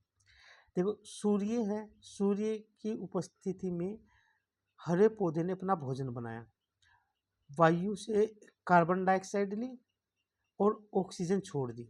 मनुष्य क्या छोड़ता है, मनुष्य कार्बन डाइऑक्साइड छोड़ता है, ऑक्सीजन ग्रहण करता है। और जबकि कार्बन डाइऑक्साइड पौधा ग्रहण करता है, ऑक्सीजन छोड़ता है। तो ये पौधा है, यह होता है हमारा उत्पादक, और ये प्रथम पोषण स्तर पर आता है। जो इस पर निर्भर रहते हैं उत्पादक पर, यानी कि शाकाहारी जंतु वे प्राथमिक उपभोक्ता होते हैं और उनका पोषण स्तर होता है दूसरा। देखो ध्यान से, ये पोषण स्तर पहला है, ये दूसरा है।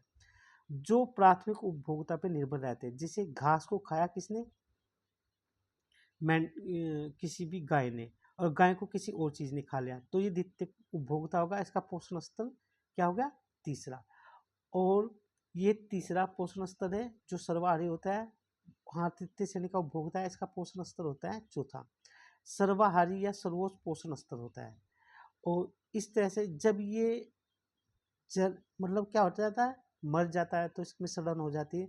इसका फिर छोटे सूक्ष्म जीवाणु अपघटन करते हैं और ये फिर मिट्टी में मिल जाता है। मिट्टी से फिर पोषक तत्व कहाँ जाते हैं, किस में चले जाते हैं, पौधों में। तो इसलिए ऊर्जा का तो प्रवाह कैसे होता है, एक दिशे दिशा, जो तत्व होते हैं उनका प्रवाह कैसे होता है, चक्रीय होता है, जो ये चक्र बन रहा है इसी तरह से। नेक्स्ट देखते हैं, अब हम खाद्य श्रृंखला, फूड चैन और फूड वेब देखते हैं। मोस्ट इंपोर्टेंट है, हर वर्ष क्वेश्चन यहाँ से आता है। खाद्य श्रृंखला जो पारितंत्र है उसमें एक पोषण स्तर से दूसरे पोषण स्तर पर भोज्य का स्थानांतरण होता है, यानी कि एक पोषण स्तर से दूसरे में। इसमें ऊर्जा का प्रवाह एक दिशा होता है। और जबकि खाद्य जाल क्या है, इसमें विभिन्न पारितंत्रों में खाद्य श्रृंखलाओं का परस्पर संयोजन होता है। ऊर्जा का प्रवाह एक ही दिशा में होते हुए भी विभिन्न पथों से होता है। इसमें पथ एक होता है और इसमें विभिन्न पथ होते हैं। इसमें उत्पादक विभिन्न श्रेणी के उपभोक्ता अपघटक होते हैं। इसमें अनेक जीव समुदाय उपभोक्ता और अपघटक शामिल होते हैं। तो ये खाद्य श्रृंखला और क्या थी, खाद्य जाल इंपॉर्टेंट है। यहाँ पर खाद्य श्रृंखला के कुछ उदाहरण देखते हैं और ये पूछा जाता है यूपी पीसीएस में, बार बार क्वेश्चन आते हैं। ये चारण खाद्य श्रृंखला होती है। एक दूसरी कैसी होती है, अप्रद खाद्य श्रृंखला, यानी कि जो मृत जीव होते हैं, मृतोपजीव, उनसे संबंधित। जिसे घास को कीड़े ने खाया, कीड़े को मेंढक ने खाया, मेंढक को किसने खाया, सांप ने, सांप को मोर ने खाया, मोर को लोमड़े ने खाया, मोर लोमड़े को किसने खाया, शेर ने। तो इसमें जो ऊर्जा का स्थानांतरण हो रहा है केवल 10% ही लिंडमैन के अनुसार जाता है। जैसे यहाँ पर किसी भी खाद्य श्रृंखला में अधिकतम 5 स्तर हो सकते हैं। जैसे इसमें 5 ही स्तर है, जैसे घास, कीड़ा, मेंढक, सर्प और सांप। अब हम अप्रद खाद्य श्रृंखला देखते हैं, जिन पर कौन निर्भर रहते हैं, छोटे सूक्ष्म जीव। जैसे जब ये मर गल जाते हैं तो मर्त जीवी उन पर निर्भर कीटाणु, यानी कि जो बीजक करते हैं, फिर मर्तोपजीवी को भक्षण करने वाले जीव। तो ये इस तरह की खाद्य श्रृंखला थी। यहाँ से क्वेश्चन हर वर्ष आता है। इस तरह से भी देख सकते हैं हम खाद्य श्रृंखला को अलग अलग क्षेत्र में, उनके पोषण स्तर। जैसे सागर में खाद्य श्रृंखला, तालाब में, हाँ, चरागाह में खाद्य श्रृंखला, तालाब में और सागर में खाद्य श्रृंखला को देखते हैं। तो प्रथम पोषण स्तर पर जो होता है, प्राथमिक उत्पादक होता है घास। यहाँ पर कौन होता है, तालाब में शैवाल, और सागर में कौन होता है, पाद पल्लव। यहाँ पर प्राथमिक उपभोक्ता होता है टिड्डा घास स्थल में, और यहाँ पर तालाब में होता है मच्छर लार्वा, और यहाँ पर सागर में कौन होता है, प्राणीमंद पल्लवक। द्वितीय उपभोक्ता कौन होता है, यहाँ पर चूहा, यहाँ पर होता है ड्रैगन फ्लाई लार्वा, यहाँ पर मछली होती है। और तृतीय उपभोक्ता यहाँ पर होता है सांप, यहाँ पर मछली, यहाँ पर सील मछली। और चतुर्थ उपभोक्ता कौन होता है, यहाँ पर बाज होता है, सांप को यानी कि बाज खा लेता है, और मछली को रेकुन खा लेता है, और सील को सफ़ेद शार्क मछली खा लेती है। तो ये इम्पोर्टेंट है, तीनों तरह की जो खाद्य स्तर को बता दिया, चरागाह का भी, तालाब का और सागर का। तो नेक्स्ट देखते हैं, यहाँ से हर वर्ष क्वेश्चन आता है। ये कुछ हमारे पारिस्थितिकी पिरामिड है और इम्पोर्टेंट है, यहाँ से क्वेश्चन हर वर्ष आता है।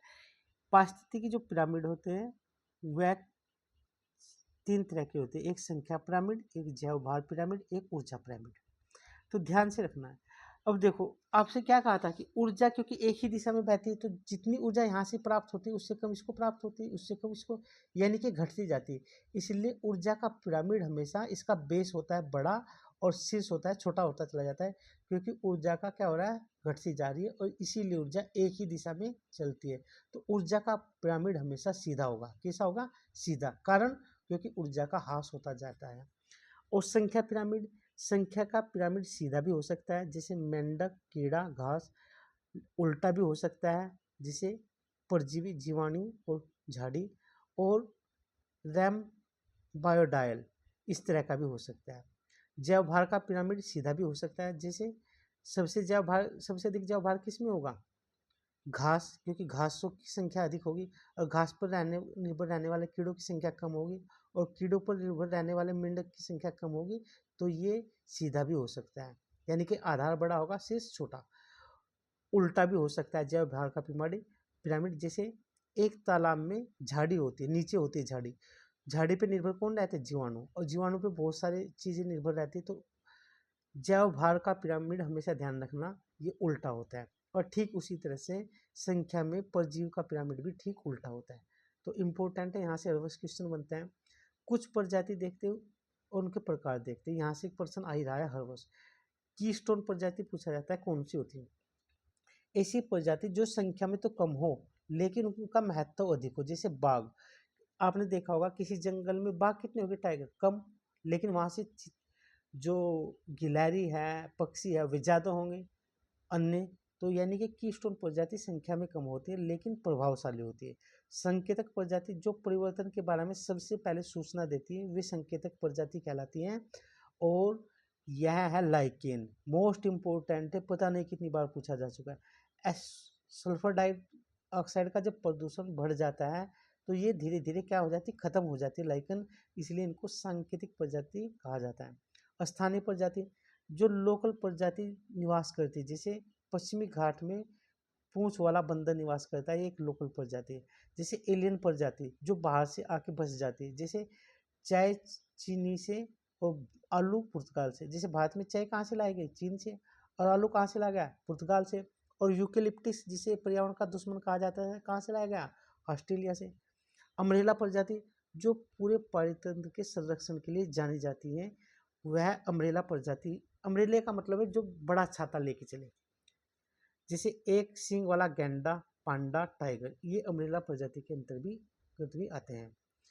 फ्लैगशिप प्रजाति कौन होती हैं, जो किसी पारितंत्र की पहचान बनाती है। जैसे मणिपुर में जो राष्ट्रीय उद्यान है लामजाओ, वो केवल एक प्रजाति वहीं पर मिलती है ना। सुंदरवन में केवल बंगाल का टाइगर रिजर्व मिलता है। तो यानी कि स्थान विशेष पर मिलने वाली प्रजाति क्या कहलाती है, फ्लैगशिप प्रजाति। मोस्ट इम्पोर्टेंट है। वैसे तो ये हमने देख लिया, एक बार फिर देख लेते। जैव विविधता का मापन होता है आवास के आधार पर अल्फा, आवास में परिवर्तन के आधार पर बीटा, और प्रादेशिक आधार पर क्या, गामा। जैव विविधता के ह्रास के कारण है मानव जनित कारण और प्राकृतिक, जैसे आर्थिक अधिक दोहन करना, शिकार करना, तस्करी करना, उनके जो आवास है उनका दोहन करना, तटीय क्षेत्र का विकास करना। किसी भी समुद्र के जो तटीय क्षेत्र जब हम विकास करते हैं तो क्या होती है, जैव विविधता कम हो जाती है। प्राकृतिक कारण है भूकंप, भूस्खलन, बाढ़, जलवायु परिवर्तन, ये इंपॉर्टेंट है। तो अभी तक जैव विविधता से संबंधित जो सम्मेलन हुए उनको देखते हैं।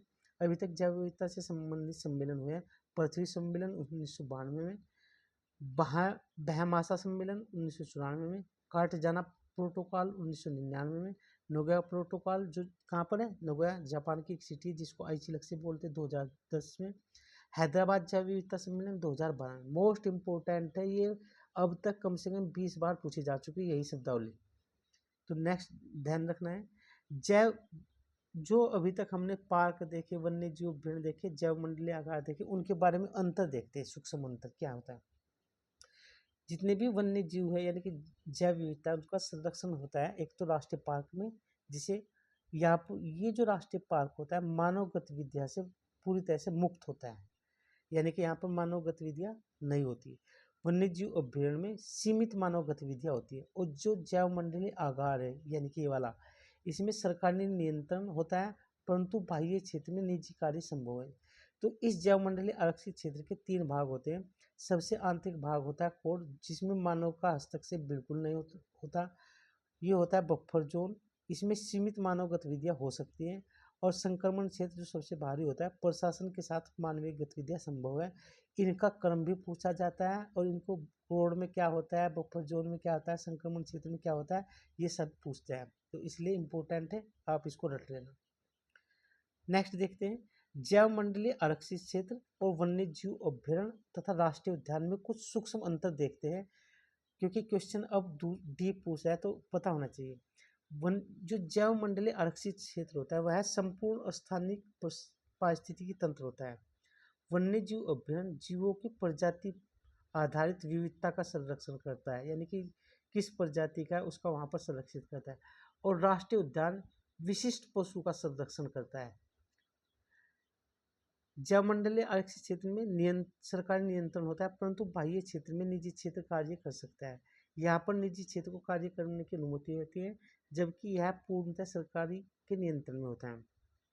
इसमें बफर जोन में वाणिज्यिक गतिविधियां की अनुमति होती है, लेकिन कोर क्षेत्र इसका बिल्कुल तरह से मना होता है, वहाँ पर कोई चीज़ नहीं होती। वाणिज्यिक गतिविधियों की अनुमति होती है, सभी प्रकार की मानवीय गतिविधियों पर रोक होती है राष्ट्रीय उद्यान में। कोर क्षेत्र में पर्यटन बिल्कुल बंद है, यानी कि मना है, मना कर रखी है, बैन है। यहाँ पर पर्यटन संभव है, यहाँ पर पर्यटन की अनुमति है। इसकी सीमा का निर्धारण होता है वह प्रशासनिक या विधिक प्रकार के द्वारा होता है, यानी कि कृत्रिम तरीके से होता है।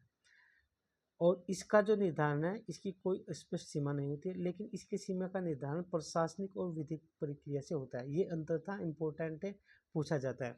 अब हम जितनी भी हमारी प्रजाति होती है, वन की हो, जीव जंतुओं की हो, उसको संरक्षित करने का जो काम करता है वो IUCN करता है।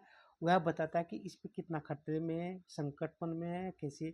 तो इसकी कुल 9 सूचियाँ होती है, 9 तरह की होती है, आपको पता होना चाहिए। और ये यूपीएससी में पूछा जा चुका है, यूपीसीएस में भी पूछा जा चुका है।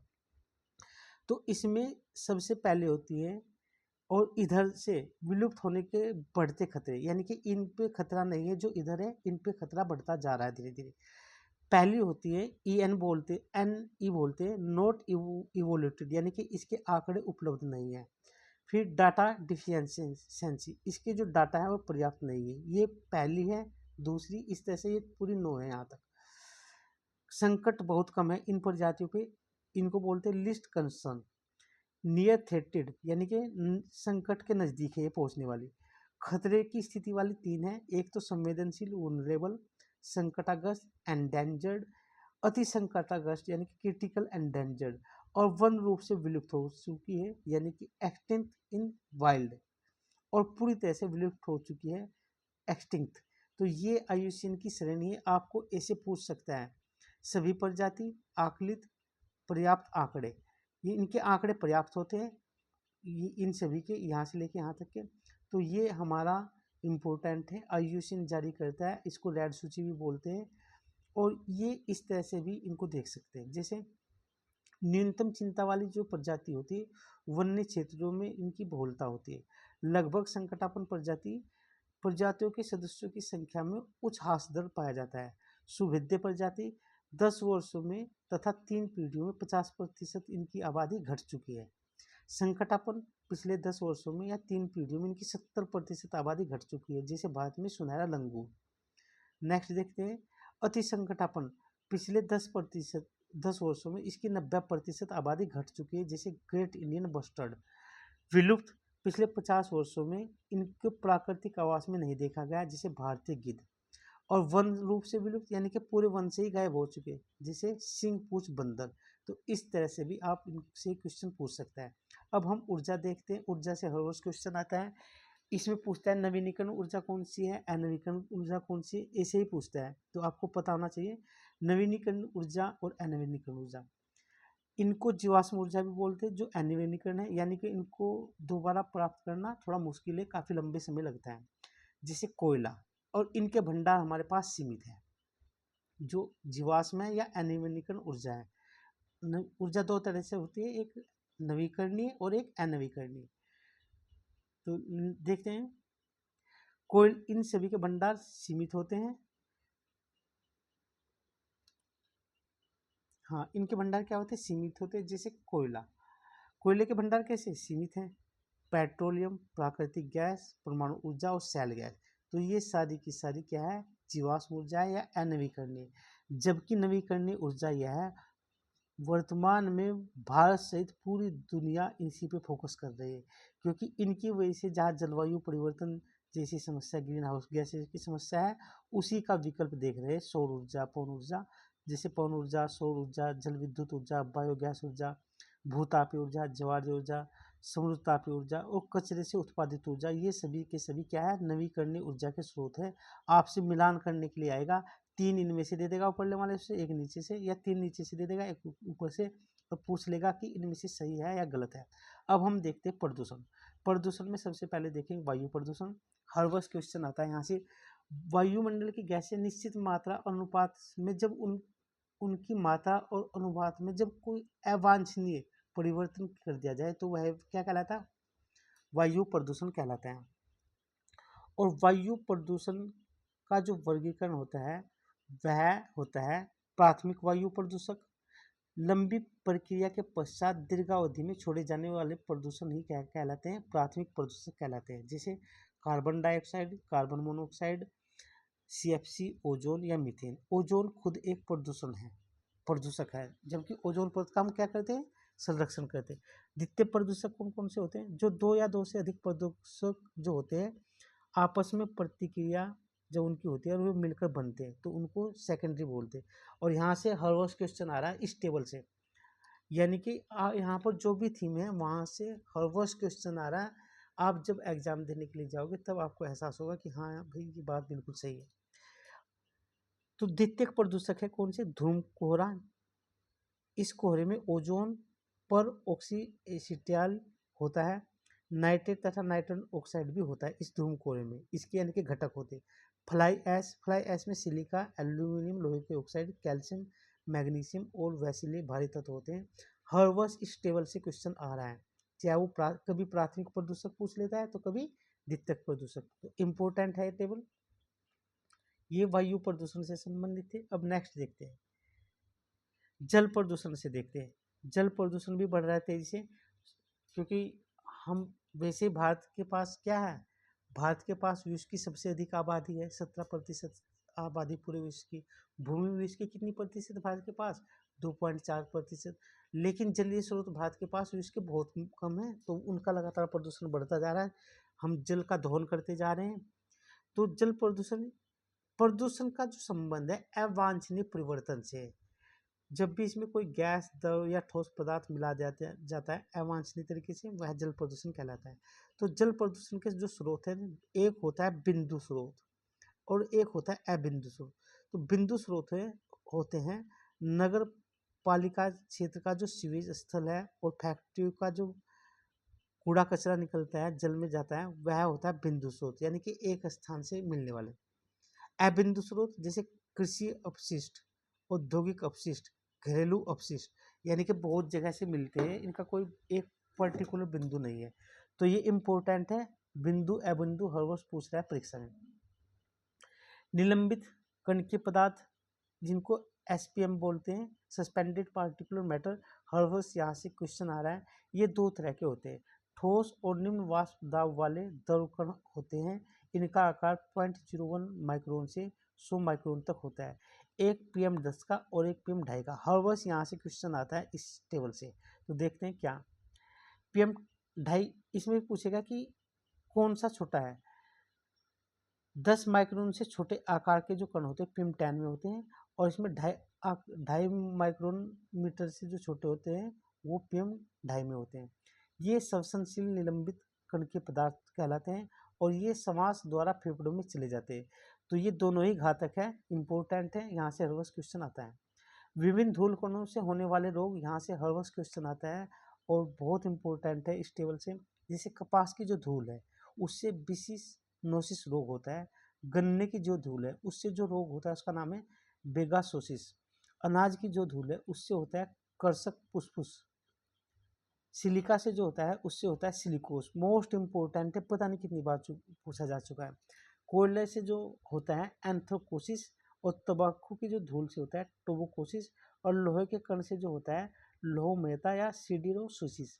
ये इंपॉर्टेंट है क्योंकि पर्यावरण प्रदूषण हो रहा है तो उसकी वजह से ये सारी चीज़ें बढ़ रही है। अब हम यहाँ पर देखते हैं, मोस्ट इम्पोर्टेंट है, ये पूछा जा रहा है, हर वर्ष पूछा जा रहा है कि इसके स्रोत क्या है इस प्रदूषक के, और ये मनुष्य के किस अंग को प्रभावित करता है। यहाँ पर प्रदूषक, उसके स्रोत, प्रभाव।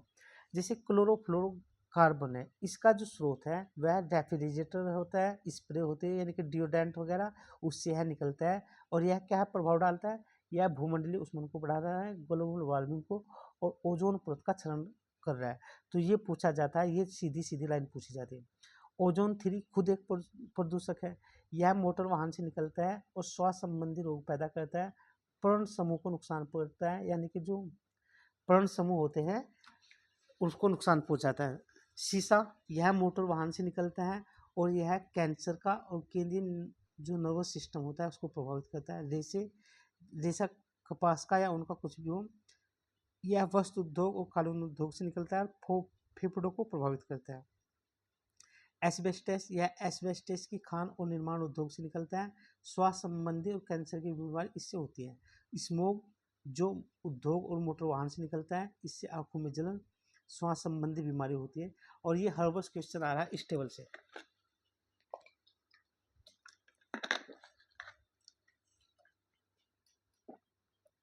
क्योंकि एमआरटी का जो संबंध है ना, केवल वही चीज ली गई जिनसे सबसे ज्यादा क्या होता है, सबसे ज्यादा रिपीट हो रही है पिछले 30 वर्षों में, हर वर्ष क्वेश्चन आ रहे हैं। और देख लेते हैं। एस्बेस्टस ढोल से फेफड़ा, शीशे से केंद्रीय नर्वस सिस्टम, कार्बन मोनोऑक्साइड से रक्त धाराएं, यानी कि रक्त, ये बहुत बार पूछे जा चुके हैं सारे के सारे। पारा से, जो मरकरी है से उससे पेट प्रभावित होता है। फ्लोराइड से हमारा दांत प्रभावित होता है। हर वर्ष यहाँ से क्वेश्चन आ रहा है, मिलान करने के लिए आता है। कुछ और बीमारी देखते हैं, इन तत्वों से ये बीमारी होती है। जैसे पारा से होता है मिनीमाटा रोग, कैडमियम से होता है इटाई इटाई रोग, नाइट्रेट से होता है ब्लू बेबी सिंड्रोम, फ्लोराइड से होता है स्केलेटल फ्लोसिस रोग, आर्सेनिक से होता है ब्लैक फुट रोग। यहाँ से मिलान करने के लिए आता है। और कभी कभी तो मिलान करने के लिए नहीं, सिंगल लाइन में पूछ लेता आता है कि मिनी माटा रोग किससे होता है, पारे से, कैडमियम से, नाइट्रेट से या कार्बन से। तो किससे होता है, पारा से। अब हम जो प्रदूषण है, ध्वनि प्रदूषण, उसको देखते हैं। ध्वनि की तीव्रता नापी जाती है डेसिबल में। और यहाँ से देखते हैं, हर वर्ष क्वेश्चन यहाँ से आता है। जैसे औद्योगिक क्षेत्र में दिन में डेसिबल कितना होना चाहिए, रात में कितना होना चाहिए, 75 दिन में होना चाहिए, 70 रात में। व्यावसायिक क्षेत्र में 65 दिन में होना चाहिए, 55 रात में। आवासीय क्षेत्र में 55 दिन में, रात में 45। और शांत जो क्षेत्र है वहाँ पर 50 दिन में, 40 रात को। अब कुछ ध्वनि की तीव्रता देखते हैं, उनके स्रोत देखते हैं कि उसके लिए क्या निर्धारित की गई, कितना मानक होना चाहिए। जैसे जो सामान्य बातचीत हम करते हैं, तो जैसे आप और हम अभी बात कर रहे हैं, ये 20 से 30 डेसिबल होता है। उच्च आवाज़ में जब बात करते हैं, यानी कि जब झगड़ा होता है, तो 60 डेसिबल। रेडियो संगीत जब सुनते हैं ईयरफोन लगा के, डीजे बजा के, ये क्या होता है, 50 से 60 डेसिबल। हवाई जहाज जब जाता है 90 से 120 decibel. Jet engine, fighter jet 148 decibel. और अंतरिक्ष यान जब गुजरता है तो 140 से 180 के लगभग डेसिबल होता है। यहाँ से क्वेश्चन आता है, पूछ लिया जाता है। तो हम कुछ औषधियाँ हैं, औषधियाँ किस पौधे से प्राप्त होती है उनको देखते हैं, क्योंकि इनसे भी क्वेश्चन आ रहा है। जैसे हाँ, नेक्स्ट, हाँ, ये जो औषधियाँ किससे प्राप्त होती है उसी को देखते हैं। इनके स्रोत क्या है, यहाँ से क्वेश्चन बनता है। जैसे एट्रोपिन है, ये बेलाडोन पौधे से प्राप्त होता है। ब्रोमिलेन, ये एक औषधि अनानास से प्राप्त होता है। कैफीन किससे प्राप्त होता है, चाय और कहवा से। इसीलिए हम क्या करते हैं, चाय और कहवा पीते हैं। और ये कैफीन एक तरह का उत्तेजक है। तो मोस्ट इम्पोर्टेंट है कोकिन, ये पता नहीं कितनी बार आ चुके परीक्षा में, रिपीट हो रहे बार बार। तो कैफीन चाय और कहवा से, कोकिन कोकावा से। कोडिन या मार्फिन किससे प्राप्त होता है, अफीम के पोस्ता से। पता नहीं कितनी बार पूछा जा चुका है प्रश्न। डाइसेजिन जंगली रतालू से। पेंसिलिन पेंसिलिन फंगी से। क्यूनिन या कुनिन सिनकोना से। मोस्ट इम्पोर्टेंट है मेंथाल पिपरमिंट या पुदीना से प्राप्त होता है। मोनोक्रोटेलिन क्रोटोलेरिया या जीनस के पादप से। रेसरथिन भारतीय सांप बुंटी से। टेक्साल पैसिलिस पैसिफिक यू से। और बिज ब्लेस्टरान डोजी पेरिविकिल से प्राप्त होता है। तो हम विश्व में कुछ घास के मैदान देखेंगे, और ये घास के मैदान हर वर्ष क्वेश्चन आता है इनसे। यहाँ से देखते हैं, स्टेपी जो घास के मैदान होते हैं सेंट्रल यूरेशिया में मिलते हैं, यानी कि यूक्रेन, रूस, मंचूरिया क्षेत्र में मिलते हैं। प्रेरी उत्तरी अमेरिका में। पंपास दक्षिणी अमेरिका में ये मिलते हैं। वेल्ड दक्षिण अफ्रीका में। डाउन्स ऑस्ट्रेलिया में। कैंटेबिरियन न्यूजीलैंड में। पुस्ताज हंगरी में। सवाना पूर्वी अफ्रीका में। कैंपोज ब्राजील में, ये घास के मैदान मिलते हैं। और लानोज वेनेजुएला में। हर वर्ष यहाँ से क्वेश्चन आता है। तो विश्व में कुछ मिलने वाली झाड़ियाँ हैं, उनको भी देखते हैं। और ये मोस्ट इम्पोर्टेंट है, इनके स्थानीय नाम है, जो झाड़ियों के स्थानीय नाम यहाँ पर ये दिए हैं इन झाड़ियों के। और प्रमुख क्षेत्र जहाँ पर मिलती है, जिसे मैक्यूस ये भूमध्य सागरीय क्षेत्र में मिलती है। फिनबोस यह दक्षिणी अफ्रीका में मिलती है। मेट्रोल झाड़ी कहाँ पर मिलती है? चीनी में मिलती है, मैक्सिको में, स्पेन में मिलती है। गैली ऑस्ट्रेलिया में मिलती है। चैपरल दक्षिणी पश्चिमी अमेरिका यानी कि कैलिफोर्निया में मुख्यतः मिलती है। और ये सारे के सारे यूपीएससी में तो पता नहीं कितनी बार पूछे जा चुके हैं, लेकिन पीसीएस में भी कई बार पूछे जा चुके हैं और पूछे जाते हैं हर वर्ष। अब हम घास के मैदानों को उष्ण कटिबंध और शीतोष्ण कटिबंध की दृष्टि से देखते हैं कि उष्ण कटिबंधीय कौन कौन से होते हैं, क्योंकि ऐसे भी प्रश्न पूछ सकता है कि जरूरी नहीं कि घास का मैदान ही पूछे, ये पूछ सकता है कि उष्ण कटिबंधीय कौन सा है और शीतोष्ण कटिबंधीय कौन सा है।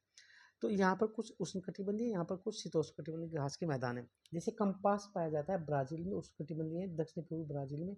पार्कलैंड उत्तरी क्षेत्र अफ्रीका में। सेल्वास अमेजन बेसिन में। सवाना सूडान में यानी कि पूर्वी अफ्रीका में। लानोस वेनेजुएला में। ये शीतोष्ण घास के मैदान है। पंपाज अर्जेंटीना उरुग्वे में। प्रेरी उत्तरी अमेरिका कनाडा में यानी कि यूएसए कनाडा में। डाउन्स ऑस्ट्रेलिया में। वेल्ड दक्षिण अफ्रीका में। स्टेपीज यूरेशिया में यानी कि यूरोप, वही रूस, मंचूरिया और यूक्रेन में। कैंटेबिरियन न्यूजीलैंड में। और पुछताछ हंगरी में। तो यहाँ से भी हर वर्ष क्वेश्चन आता है मिलान करने के लिए। कभी सीधे दे देगा घास का मैदान, जैसे ये घास का मैदान पूछ लिया पंपास कहाँ पाया जाता है, कभी पूछ लेगा अंदर जाके ये उष्ण है शीतोष्ण है, दोनों ही बता दिया आपको। अब हम बहुत से पर्यावरण संगठन कुछ रिपोर्ट प्रकाशित करते हैं। यूपीएससी तो यहाँ से लगातार क्वेश्चन पूछा है, लेकिन पिछले 2024 में जो एग्जाम हुआ आरओ का और यूपी पीसीएस का जो एग्जाम हुआ, उसमें इस तरह के प्रश्न पूछे गए कि ये रिपोर्ट कौन संगठन जारी करता है। ये केवल 2024 से ही शुरुआत हुई, आगे भविष्य में ये संख्या बढ़ेगी। यूपीएससी में तो पिछले कई वर्षों से आ रहा है। तो रिपोर्ट का नाम इधर है और जारीकर्ता संगठन इधर है। तो संयुक्त राष्ट्र पर्यावरण कार्यक्रम एक रिपोर्ट जारी करता है, उसका क्या नाम है? वैश्विक पर्यावरण आउटलुक रिपोर्ट जारी करता है संयुक्त राष्ट्र पर्यावरण कार्यक्रम। Cooling emission and policy synthesis report भी यही जारी करता है। कौन? यूएनईपी और अंतर्राष्ट्रीय ऊर्जा एजेंसी।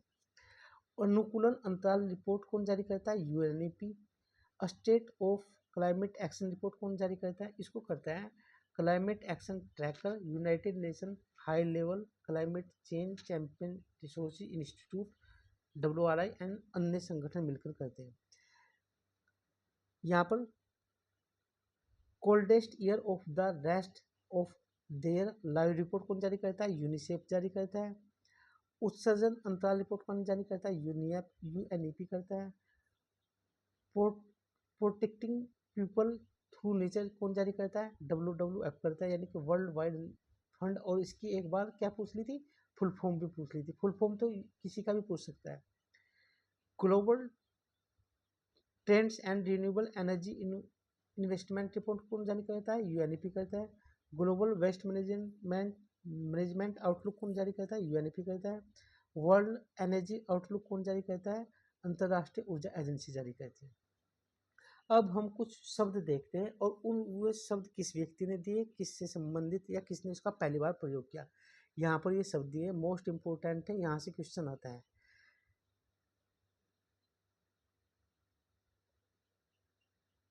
तो देखते हैं कौन कौन से।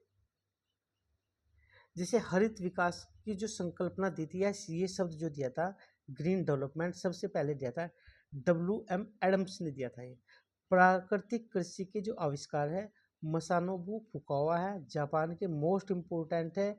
ये दोनों कई बार पूछे जा चुके और ये तो पता नहीं कितनी बार अब तक एग्जाम में, इनकी तो गिनती नहीं है, ये तो हर वर्ष रखे रहते हैं।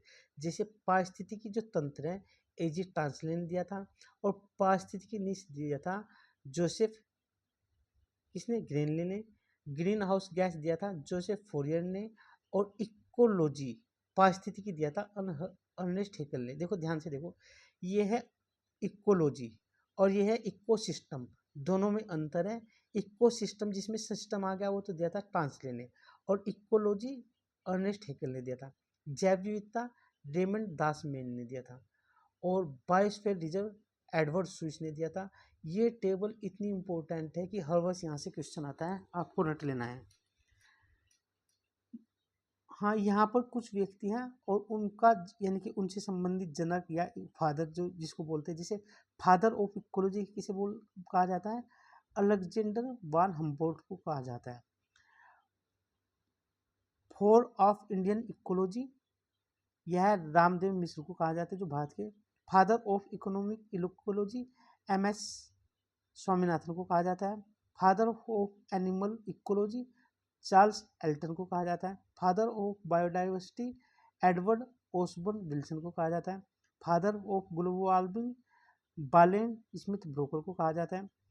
फॉरेस्ट मैन ऑफ इंडिया किसे कहा जाता है? जाधव मोलाई पेयांग को कहा जाता है। वाटरमैन ऑफ झारखंड किसे कहा जाता है? साइमन ओराव को कहा जाता है। टाइगर मैन ऑफ इंडिया किसे कहा जाता है? कैलाश सांखला को कहा जाता है। ये पूछे जा सकते हैं और इसमें से पूछा जा चुका है कौन सा, जैसे सलीम वाला पूछा जा सका है, कई बार पूछा जा चुका है। Birdsman of India Salim Ali को कहा जाता है। Black hole man of India professor C B विश्वदैया को कहा जाता है। Waterman of India Rajendra Singh को कहा जाता है और यह भी पूछा जा चुका है। Mountain man of India Dashrath Majhi को यह भी पूछा जा चुका है। Dolphin man of India Ravindra Kumar Sinha को कहा जाता है। Metro man of India Sreedharan को कहा जाता है। Iron man of India Vallabhbhai Patel को कहा जाता है, ये उपनाम भी है। Missile man of India Abdul Kalam को। Steel man of India Jamshedji Irani को। Ice man of India Chewang Norphel को कहा जाता है। और फ्रेंड्स ऑफ ट्री या वृक्ष मित्र किसे कहा जाता है? सुंदरलाल बहुगुणा को, जो चिपको आंदोलन के नेता थे। ट्री मैन ऑफ इंडिया या वृक्ष मानव किसे कहा जाता है? विश्वेश्वर दत्त सकलानी को। Milk man of India Verghese Kurien को, यह भी इम्पोर्टेंट है, पूछा जा चुका है। फ्रॉग मैन ऑफ इंडिया सत्य भामादास बिज्जू को। और toilet man of India Bindeshwar Pathak को, यह भी पूछा जा चुका है। ये इम्पोर्टेंट से ये पूछे जा चुके हैं। अब हम यहाँ पर देखते हैं कुछ हमारे अनुसंधान संगठन हैं जो हमने आर्कटिक और अंटार्कटिक क्षेत्र में स्थापित किए थे। तो कब किए थे, ये किस वर्ष किए थे, ये पूछा जाता है। और इसमें कौन कौन से वर्तमान में जारी है, यह भी पूछा जाता है। तो जो हमारे अनुसंधान केंद्र हैं, ये दो जगह है भारत ने जो स्थापित किए हैं। कहाँ कहाँ पर? एक है अंटार्कटिका में और एक है आर्कटिक में। अंटार्कटिका में भारत ने जो सबसे पहले स्थापित किया था वह आया था दक्षिणी गंगोत्री, यह पहला था और यह स्थापित किया था 1983 में। कब किया था? 1983 में। मैत्री दूसरा था, यह किया था इन 86 में, यानी कि 1986 में। और भारतीय किया था 2012 में। कब किया था? 2012 में। और आर्कटिक क्षेत्र में भारत का एक है अभी तक, हिमाद्री उसका नाम है। यानी कि अनुसंधान स्टेशनों के नाम है। अंटार्कटिका में 3 है और यहाँ पर 1 है। तो नेक्स्ट देखते हैं, कुछ वन्य पर्यावरण के संगठन है, उनके मुख्यालय, उनको देखते हैं। यहाँ से मिलान करने के लिए क्वेश्चन आता है, तो देखते हैं, दोबारा देखते हैं। फ्रेंड्स ऑफ अर्थ, यह 1969 में स्थापित है, वाशिंगटन डीसी इसका मुख्यालय है। IUCN की स्थापना 1948 में ग्लैंड स्विट्जरलैंड में है। कैंपेन फॉर न्यूक्लियर डिसआर्मामेंट 1958 में लंदन में इसका मुख्यालय है। वर्ल्ड वाइड फॉर नेचर 1962 में ग्लैंड स्विट्जरलैंड में मुख्यालय है। और इसका ग्लैंड स्विट्जरलैंड में, गोडा लामिंग इंग्लैंड में है। ग्रीन पीस 1971 एम्स्टर्डम में है। World conservation monitoring system 1983 Cambridge में है। WCED 1948 में स्थापित किया गया था। फॉरेस्ट एंड इन्वायरमेंट ट्रस्ट 1993 वान में इसका मुख्यालय है। सेव द ग्रीन अर्थ 2001 में ज्यूरिक में है। तो आगे देखते हैं, ये कुछ भारतीय संस्थान है जो पर्यावरण और से संबंधित है। यहाँ से हर रोज क्वेश्चन आता है, तो उनको देखते हैं। जैसे राष्ट्रीय समुद्र प्रौद्योगिकी संस्थान चेन्नई में है। शीतोष्ण वन अनुसंधान संस्थान केंद्र कहाँ पर? हिमाचल में है। केंद्रीय शुष्क भूमि खेती अनुसंधान संस्थान हैदराबाद में। राष्ट्रीय कृषि अनुसंधान प्रबंधन अकादमी हैदराबाद में। उद्यान और वानिकी विश्वविद्यालय सोलन हिमाचल प्रदेश में। Centre food technology research institute Mysore में। केंद्रीय कृषि वानिकी अनुसंधान केंद्र कहाँ पर? झांसी में, बहुत बार पूछा जा चुका है। भारतीय चावल शोध संस्थान कटक उड़ीसा में है। राष्ट्रीय डेयरी अनुसंधान संस्थान करनाल कहाँ पर है? हरियाणा में, कई बार पूछा जा चुका है। भारतीय दलहन अनुसंधान संस्थान कानपुर में, कई बार पूछा जा चुका है। केंद्रीय उपोषण बागवानी संस्थान यह लखनऊ में, यह भी आ चुका है कई बार। Indian bureau of mines Nagpur में, यह भी पूछा जा चुका है। राष्ट्रीय सकरा संस्थान कानपुर में कई बार पूछा जा चुका है। भारतीय मौसम विज्ञान विभाग नई दिल्ली में। केंद्रीय शुष्क क्षेत्र अनुसंधान संस्थान जिसको काजी बोलते हैं जोधपुर राजस्थान में पता नहीं कितनी बार पूछा जा चुका है। नेशनल प्लांट जेनेमिक रिसर्च इंस्टीट्यूट नई दिल्ली में। ये हमने बता दिया जो अभी जो बताया है अंटार्कटिका में जो स्थापित है दक्षिणी गंगोत्री मैत्री और भारतीय वे हैं ये संगठन। कुछ पर्यावरण संस्थान और भी देखते हैं, उनके मुख्यालय देखते हैं वो कहाँ पर अवस्थित है, क्योंकि यहाँ से हर वर्ष क्वेश्चन आते हैं। भारतीय वनस्पतिक सर्वेक्षण है कोलकाता में। भारतीय प्राणी विज्ञान सर्वेक्षण है कोलकाता में। भारतीय वन सर्वेक्षण है कौन है, देहरादून में है। और यही भारत में प्रत्येक 2 वर्ष पर वन स्थिति रिपोर्ट निकालता है। वन अनुसंधान संस्थान कहाँ पर है, देहरादून में। केंद्रीय मृदा और जल संरक्षण अनुसंधान और प्रशिक्षण संस्थान देहरादून में है। लकड़ी विज्ञान अनुसंधान संस्थान बेंगलुरु में। पारिस्थितिक विज्ञान केंद्र बेंगलुरु में। पर्यावरण संरक्षण केंद्र चेन्नई और बेंगलुरु में। केंद्रीय प्रदूषण नियंत्रण बोर्ड नई दिल्ली में। जल प्रबंधन अभियांत्रिकी संस्थान नई दिल्ली में। केंद्रीय मृदा संरक्षण संस्थान नई दिल्ली में। हिमालय वन अनुसंधान संस्थान शिमला में। वन उत्पादकता संस्थान केंद्र कहाँ पर, रांची में। राष्ट्रीय वनस्पति विज्ञान संस्थान लखनऊ में। केंद्रीय पक्षी शोध संस्थान बरेली में के इज्जतनगर में मोस्ट इम्पोर्टेंट है, पूछा जा चुका है कई बार। केंद्रीय वर्षा वन अनुसंधान संस्थान जोरहट असम में है। सामाजिक वानिकी और पारिस्थितिकी पुनर्स्थापना केंद्र इलाहाबाद में मोस्ट इम्पोर्टेंट है, ये अब तक पूछा जा चुका है। वानिकी अनुसंधान और मानव संसाधन विकास संस्थान छिंदवाड़ा है, मध्य प्रदेश छिंदवाड़ा में है। उष्ण कटिबंधीय संस्थान जबलपुर मध्य प्रदेश में है। उच्च अक्षांश अनुसंधान प्रयोगशाला गुलबर्ग जम्मू कश्मीर में है। भारतीय प्राणी कल्याण संस्थान बल्लभगढ़ हरियाणा में है। सलीम अली पक्षी विज्ञान और प्राकृतिक इतिहास केंद्र कोयम्बटूर में पूछा जा चुका है। खनन पर्यावरण केंद्र अहमदाबाद में। उष्ण कटिबंधीय वनस्पति उद्यान और उद्यान अनुसंधान केंद्र तिरुवनंतपुरम में है। और सबसे अधिक बार पूछे जाने वाला है ये राष्ट्रीय पर्यावरण अभियांत्रिकी शोध संस्थान नीरी, ये नागपुर में हर दूसरे तीसरे वर्ष एग्जाम में रखा ही रहता है। कुछ हम और देखते हैं, पर्यावरण से संबंधित कार्यक्रम कब कब चलाए गए उनसे पूछा जाता है प्रश्न, तो इम्पोर्टेंट है। राष्ट्रीय आर्द्रभूमि संरक्षण कार्यक्रम 1987 में चलाया गया है। राष्ट्रीय वन्य जीव कार्य योजना यह 2 बार चलाई गई, एक 1983 से 2001, द्वितीय चलाई गई 2002 से 2016 और अब तृतीय 2017 से 31 तक। राष्ट्रीय वन्य जीव कार्य योजना। राष्ट्रीय वनीकरण कार्यक्रम 2000 में चलाया गया था। राष्ट्रीय सौर ऊर्जा निधि, इसका गठन केंद्रीय बजट 2010 में प्रस्तावित था और 2017 में इसका गठन किया गया और इसका नाम 2017 में बदलकर क्या कर दिया गया, राष्ट्रीय स्वच्छ ऊर्जा और पर्यावरण कोष कर दिया गया। राष्ट्रीय बांस मिशन 2006 में। पुनर्गठित राष्ट्रीय बांस मिशन 2018 में शुरू किया गया। राष्ट्रीय स्वच्छ ऊर्जा गंगा मिशन 12 अगस्त 2011 में शुरू किया गया। पर्यावरण शिक्षा जागरूकता एवं प्रशिक्षण जो योजना 1983 में शुरू की गई और राष्ट्रीय पर्यावरण जागरूकता अभियान 1987 में। अब ये भारत सरकार की कुछ जलवायु परिवर्तन के लेकर कार्य योजना शुरू की गई थी और यह शुरू की गई थी 2008 में और ये शुरू की गई थी। इसमें जो घटक हैं 9 घटक हैं। हर वर्ष यहाँ से क्वेश्चन आता है तो इन घटक पे पूछ लेता है कि इनमें से कौन सा घटक नहीं है।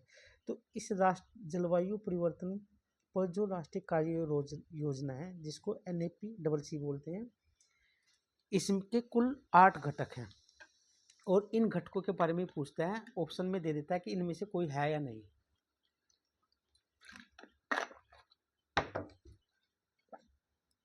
तो पहला घटक इसका राष्ट्रीय सौर मिशन 2010 में प्रारंभ किया गया। दूसरा घटक है राष्ट्रीय संवर्धित ऊर्जा बचत मिशन 2011 में शुरू किया गया। तीसरा है राष्ट्रीय सतत पर्यावास मिशन 2010 में अनुमोदित किया गया है। चौथा है राष्ट्रीय जल मिशन। पांचवा है राष्ट्रीय हिमालय परिनाली परीक्षण मिशन। छठा है राष्ट्रीय हरित भारत मिशन 2014 में स्वीकृत किया गया है। राष्ट्रीय सतत कृषि मिशन 2014 में और राष्ट्रीय जलवायु परिवर्तन कार्यनीति ज्ञान मिशन, ये इसका 8वां मिशन है। तो हर वर्ष यहाँ से क्वेश्चन आता है। कुछ हम प्रोटोकॉल देखते हैं, यहाँ से क्वेश्चन आता है और प्रोटोकॉल केवल कब हुआ ये भी पूछता है और उससे संबंधित विषय भी पूछता है कि ये प्रोटोकॉल जो था किस वर्ष लागू हुआ या किस वर्ष स्थापित किया गया और इसका विषय क्या है। तो हर वर्ष यहाँ से क्वेश्चन आता है। जैसे क्योटो जो प्रोटोकॉल है वह 1987 में अपनाया गया और ये ग्रीन हाउस गैसों में कटौती से संबंधित है। मॉन्ट्रियल प्रोटोकॉल ओजोन परत के क्षरण को रोकने से संबंधित है, 1987 में इसको अपनाया गया। बार्न कन्वेंशन प्रवासी पक्षी से संबंधित है, 1979 में अपनाया गया। बार्न चैलेंज, देखो बार्न कन्वेंशन और चैलेंज अलग है, भूमि उत्पादकता है 2011 में। नैरोबी डिक्लेरेशन ये सतत विकास से 1985 में। रोटरडम कन्वेंशन केमिकल और कीटनाशक से 1998। नगोया प्रोटोकॉल आनुवंशिक संसाधन एवं जैविक विविधता से 2010। कार्टेजना प्रोटोकॉल जैव सुरक्षा से 2010। रामसर कन्वेंशन यानी कि आर्द्रभूमि संरक्षण 1972 में। और वियना कन्वेंशन ओजोन परत की क्षति से, मॉन्ट्रियल भी ओजोन परत से संबंधित है और वियना कब है 1985 से। और बेसल सम्मेलन खतरनाक जो अपशिष्ट है उनसे संबंधित है 89 से। स्टॉकहोम सम्मेलन और यह अंतर्राष्ट्रीय स्तर पर पर्यावरण रक्षा का प्रथम प्रयास था 1972 में। मिनीमाटा यह पारे को नियंत्रित करने से संबंधित है, मरकरी को 2013 में। किगाली समझौता हाइड्रोफ्लोरोकार्बन में कमी लाने से 2016 में। सेंडाई जो फ्रेमवर्क है आपदा प्रबंधन से संबंधित है, यानी कि आपदा को नियंत्रित करना, यह 2015 में। तो नेक्स्ट देखते हैं, ये कुछ प्रोजेक्ट है भारत सरकार के, इनको एक बार और देख लेते हैं क्योंकि ये एक व्यवस्थित क्रम में दोबारा सजाए गए हैं। यहाँ से देखते हैं, यहाँ से क्वेश्चन आता है। जैसे हंगुल प्रोजेक्ट 1970 में, गिर सिंह परियोजना 1972 में, बाघ 1973 में, ओलिव रोडेल कछुए की जो परियोजना है 1975 में, घड़ियाल प्रजनन 1975 में, मणिपुर थामिंग परियोजना 1977 में। यानी कि वन्य जीव संरक्षण, किसी जीव को संरक्षित करने के लिए स्थान विशेष परियोजनाएं होती है, ये 1977 में। ये मणिपुर में जो वो है ना तैरता हुआ लोकटक झील के अंदर, उसी में। गेंडा परियोजना 1987 में, हाथी परियोजना 1992 में, लाल पांडा 1994 में, समुद्री कछुआ 1999 में। एक ओलिव रेडेल कछुआ है, देखो ये 1975 में, जबकि समुद्री कछुआ है। गिद्ध परियोजना 2006 में, हिम तेंदुआ परियोजना 2009 में और ग्रेट इंडियन बस्टर परियोजना 2014 में। अच्छा, ये कुछ हमारे जैव विविधता से संबंधित अधिनियम है, जैसे वन्य जीव अभियान अधिनियम 1972, पर्यावरण संरक्षण अधिनियम 1987, जैव विविधता अधिनियम 2002 और इसी के तहत ही राष्ट्रीय जैव विविधता प्राधिकरण का गठन किया गया था। और प्रतिकारात्मक वनारोपण निधि अधिनियम 2016 मोस्ट इम्पोर्टेंट है, यहाँ से क्वेश्चन आता है। अब कुछ जैव विविधता से संबंधित जो संधियां या सम्मेलन हुए उनको देखते हैं। विश्व विरासत संधि 1972, जैव विविधता संधि 1992, कार्टेजना प्रोटोकॉल 2000, नगोया 10 में है। कुछ और भी देखते हैं। स्टॉकहोम सम्मेलन, पर्यावरण से संबंधित कुछ जो समझौते सम्मेलन हुए उनको देखते हैं। स्टॉकहोम 1972, हेलेंसिकी 1975, लंदन सम्मेलन 1975, ब्रेटलैंड जो आयोग थी उसकी रिपोर्ट 1987 में आई। ओजोन से संबंधित मॉन्ट्रियल प्रोटोकॉल 1987, और मॉन्ट्रियल कहाँ है, कनाडा का एक सिटी है। पृथ्वी सम्मेलन जो ब्राजील का सिटी है, रियो डी जेनेरियो सम्मेलन उसी में हुआ था ये 1992 में, और यहीं पर एजेंडा 21 को सेट किया गया था। जोहान्सबर्ग सम्मेलन सन 2002 में, बाली सम्मेलन 2007 में, रियो+20 2012 में, वार्सा सम्मेलन जिसको कोप 19 भी बोलते हैं नवंबर 2013 में, लिमा सम्मेलन 14 में, पेरिस सम्मेलन 2015 में मोस्ट इम्पोर्टेंट है। और पेरिस सम्मेलन में अंतर्राष्ट्रीय सौर ऊर्जा गठबंधन की सबसे पहले बात कही गई थी भारत और फ्रांस ने, और फिर अंतर्राष्ट्रीय सौर गठबंधन का मुख्यालय कहाँ पर बना, भारत में बना। मराकश सम्मेलन 2016 में, बान सम्मेलन 2017 में, कोटोविच पोलैंड में ये सम्मेलन हुआ था जिसको कोप 24 भी बोलते हैं 2018 में, मैड्रिड स्पेन में सम्मेलन कोप 25 2019 में। क्योंकि इनका मिलान करने के लिए आपको पूछेगा तो इनका वर्ष पता होना चाहिए, स्थान पता होना चाहिए और कोप पता होना चाहिए। कोप 26 2021 के ग्लासगो में इम्पोर्टेंट है। कोप 27 शर्म अल शेख मिस्र में पहली बार, मिस्र में। कोप 28 दुबई में 2023 में। कोप 29 बाकू अजरबैजान 2024 में। और कोप जो 30 प्रस्तावित है ब्राज़ील के बेलम में प्रस्तावित है 2025 में। तो आपसे इनका मिलान करने के लिए पूछा जा सकता है, इनका ऐसे और फिर ईयर पूछ सकता है और स्थान पूछ सकता है।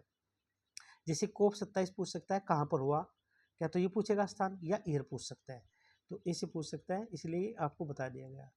अब हम कुछ अन्य महत्वपूर्ण चीज़ें देखते हैं, और ये हर वर्ष क्वेश्चन आता है परीक्षा में कि आर्द्रभूमि दिवस कब है, तो ये पूछ लेगा, या ये आर्द्रभूमि दिवस पहली बार कब से मनाना शुरू हुआ, ये पूछ लेगा, या इस वर्ष जो दिवस है उसकी थीम क्या है, यानी कि दिवस कब पहली बार मनाया गया, कब कब इसकी स्थापना हुई, कब इसका इस वर्ष की थीम क्या है, ये, या मिलान करने के लिए जो दो री एग्ज़ाम, यानी कि जो हमारा कैंसिल हो गया था आरोग्य का एग्ज़ाम, उसमें क्या रहा है कि पर्यावरण से संबंध, अभी तक क्या होता है कि एक ही तरह के दिवस पूछ लेता था, जैसे 4-5 पर्यावरण के दिवस पूछ लेता था मिलान करने के लिए, उसमें पर्यावरण का भी था, उसमें अन्य अलग अलग तरह के दिवस थे, और बहुत सारे क्वेश्चन दिवस बेसी थे इस बार जो एग्ज़ाम कैंसिल हुआ था।